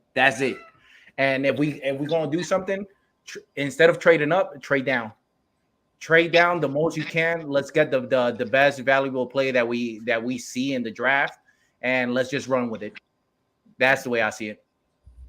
Would you do this? Let me ask you this, Nice. Would you take the multiple second round picks that you have I think you have 8 second round picks in the 2023 draft? Yeah. Right? Uh-huh. Would you consider consolidating 3, 4, 5, 6 of those to trade up in this draft and double dip in this draft? Maybe do a Dyson Daniels. What's the other young kid? What's the other intriguing young kid? A Dyson Daniels, Shadion Sharp type move. Definitely, I'll do that. But if there's one player that I really want from this draft is Jaden Ivey. I don't know, like I see something in him. And Jaden Ivey then. Ivey then. Yeah, for sure. Would you take say a first round pick from next year, say Dallas's pick, which would be a late first, multiple seconds, right, to trade up in this draft to try to double dip in the lottery and get like a I just said his name. What's his name? Shadion Sharp. Or a Jaden Ivey. I'll definitely do it in a heartbeat. But I try to move up. Package all them picks you got. You got a bunch of them, man. Just package that thing up and move up. And if you can't do that, I'm gonna pivot. I'm calling OKC, and I'm putting Julius Randle on the table for SGA. Yeah. I'm putting Julius Randle on the table for SGA. I know SGA like to run. And we got these young fellas, them boys like to run too. We need a point guard that's gonna run. And we don't need to be playing this slow down pace no more, man. So we need to get out and run. Ron, we have 2 options. Either we'll blow it up or semi-blow it up and force Tibbs to play the young cats because that's everything you have. Now you only stuck with 1 or 2 veterans. That's it. Nothing more. Pretty much everybody else is young. So right there, now Coach Thibodeau is forced to play the youngs regardless. I believe Tibbs will play a Jaden Ivey. Yeah. I mean, if you're an elite athlete, he better play Jaden Ivey. No, for real. No, seriously, if you're an elite athlete in the backcourt, Tibbs will play you, bro. Now, what it is if you just a ham sandwich, Tibbs ain't got time for ham sandwiches, bro. Yep. If you just like if you're a regular Joe, if you a Waffle House steak, Tibbs ain't got time for that. You know what I'm saying? But if you're an elite athlete, bro, Tibbs will play you, man. You know what I'm saying? Tibbs play, man. Listen, Tibbs took Derrick Rose after 2 years of being. Derrick Rose looked like a bear with his fur on fire for 2 years, right? Tibbs get the job, and Tibbs turned my man into the league MVP, right? Y'all remember Derrick Rose in his first 2 years? Derrick Rose was like a kid with his hair on fire, right? Making all the wrong passes. Remember the knock on Derrick Rose was he was unclutch. Yeah, Derrick Rose in games they would foul Derrick Rose would shoot like 80% from the free throw line, but would choke at the free throw line in clutch moments. That was Derrick Rose in the first 2 years. People forget about that, man. And Tibbs turned him into from a dude that was 1,000 miles per hour. Like, hey, young fella, take some deep breaths when you go to the free throw line. Man. It was all about athleticism with Derrick. Yeah. If Tibbs gets his hands on Jaden Ivey, bro, I'm not saying Jaden Ivey is going to be Derrick Rose. Does not get it twisted, but what I'm saying is Tibbs will find minutes for him, like he found minutes for Emmanuel Quickly. I'll go to the extent and say that Jaden Ivey has pretty much everything in my checklist to say that he will be like a Derrick Rose. I will go that far. And it's like who so the mom of Jaden Ivey used to train, what's his name? John Morant. Okay. So with her knowing pretty much everything that John Morant was doing right, man, and she tipping off her son, I'm telling you, like, this kid is going to be ready. Okay. So what I'm getting, what I'm getting at is this, D'Angelo. I was interested to hear what you think about this. You know, we got 8 second-round picks and 8, 7, 8, 9, something like that. But you know the contingencies. If this such and such happens, then this pick moves from. So you don't know. We don't know exactly what picks, right? But if we take, say, 5 or 6 of those, I'll do it in a heartbeat. and the Dallas pick to move up into this draft and maybe add a player. And I'm not saying all the second round picks, but I'm saying make them available. Yeah. Right. Make them available in a couple of these young players to move up in this draft to get a Jaden. The move would be Jaden Ivey and Shadion Sharp, bro. Yep. Jaden Ivey and Shadion Sharp. Now you talking, bro. Mm-hmm. That's fine. Now, D'Angelo, now when I ask you, when you're talking about play the kids, and I ask you, is there a Kobe Bryant type player, Kobe Bryant type potential in this young core? I can at least say, well, I don't know, but the rumor is Shadion Sharp looks like he's got Kobe Bryant potential. Mm-hmm. Right? As opposed to when you ask me that about Quentin Grimes, I'm like, no. Yeah. Off rip, and I'm not budging. There's a better upside. Yes. Does Quentin Grimes have Kobe Bryant potential? No, and I ain't budging. You No. can't fool me into that either. No, he ain't got yeah. You know what I'm saying? But Shadion Sharp, you're like, okay, now we can at least have the conversation. Yeah. So, and the same thing Quentin with Grimes. Quentin Grimes got more of a Richard Hamilton type game. He's more, like I can understand people saying the Klay Thompson type game, the smooth shooter that's got defensive upside and the heart to play defense every second he's on the floor. But this dude will never be Kobe Bryant, bro, ever. So I have a question for everybody, and this is playing devil's advocate, because I said there's two scenarios. We could semi-blow it up and force Coach Sib to play the youngsters, or plan B. If we end up, that's it. There's no question about it. We're going to keep Randle, and Randle is going to be our best player. What are the trades that you guys will actually be making to put Julius Randle in the best position? Unfortunately for Julius, the best position is off this team.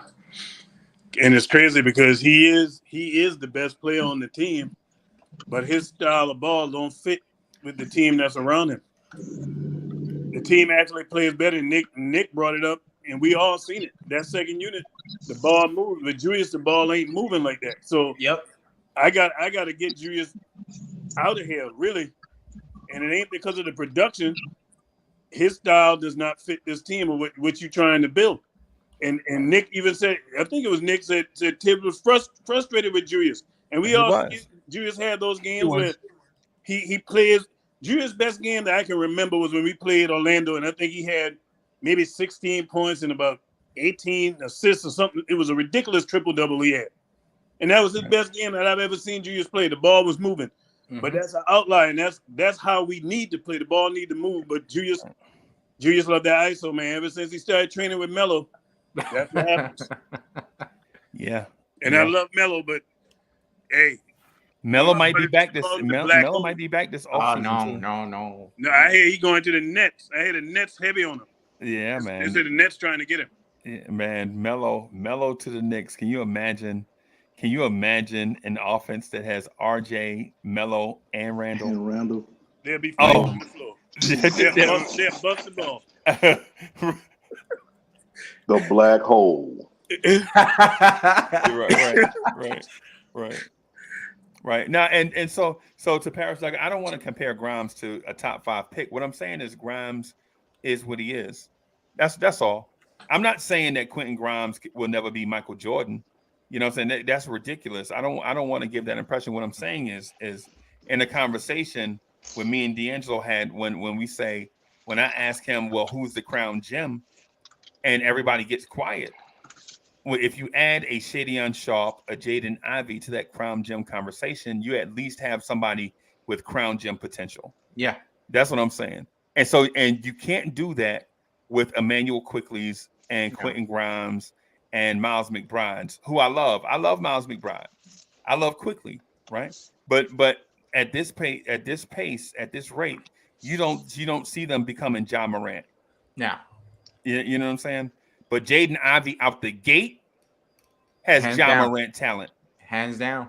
You know what I'm saying? Shadion Sharp out the gate has Kobe Bryant sphere. Now, I'm not saying he's talented as Kobe, but I'm saying he has the athleticism, the bucket getting ability, all of these things like the Kobe Bryants that have come through at the same age. A couple shot box, yeah. Yeah, like at the same age, he's in that at that Kobe at 17 type sphere. Whereas Grimes at 22 will never be more than Grimes. You know what I'm saying?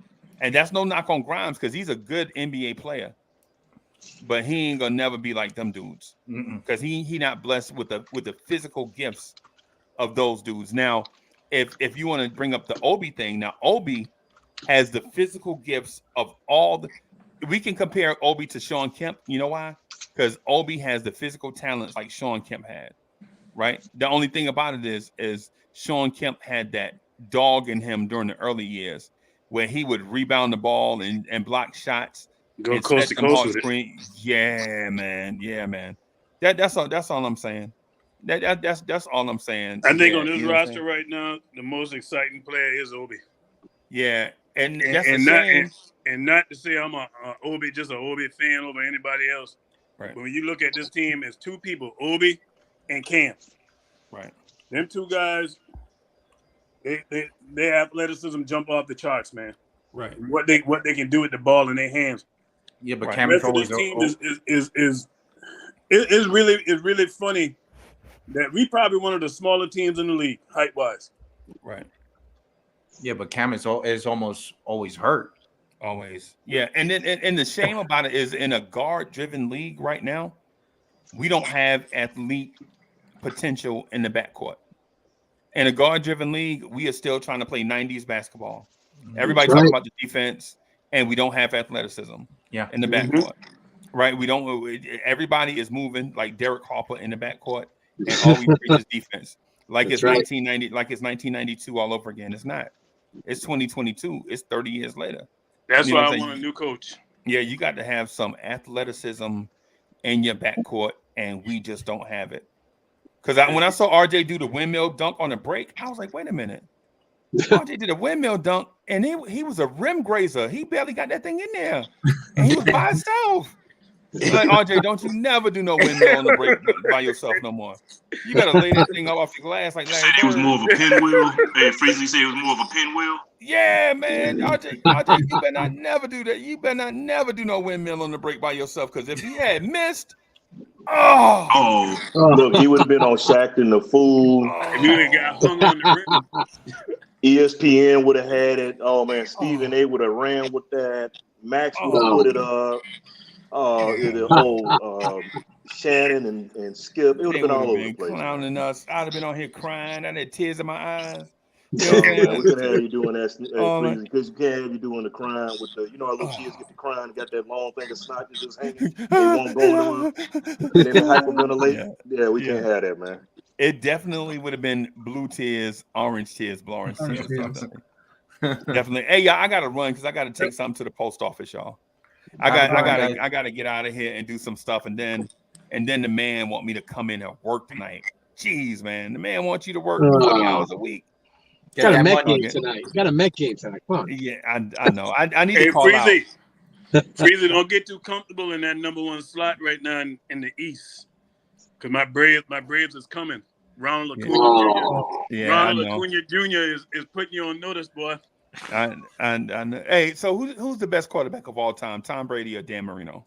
Man, you know it's DM, man. You know it's DM. You saying Dan Marino was better than Tom Brady? Absolutely. Because all the tools in the toolbox when it comes to throwing that thing, boy. You already know. All I'm gonna say is this: the only argument, real football argument, I think you got is who's the best defense of all time, right? And people sleep on the no-name defense from the Miami Dolphins with Manny Fernandez and them. John Offered all in them. Yeah. Jake Scott and all them dudes. You know what I'm saying? The original 13, back when Jake Scott used to wear 13 at safety and knock people's heads off. You know what I'm saying? Oh yeah. Yeah. So, but anyway, I'm gonna get out of here, y'all. Thank y'all for coming through. Thank everybody for coming through. I'll holler at y'all tomorrow. Let's go Knicks. Yes, sir.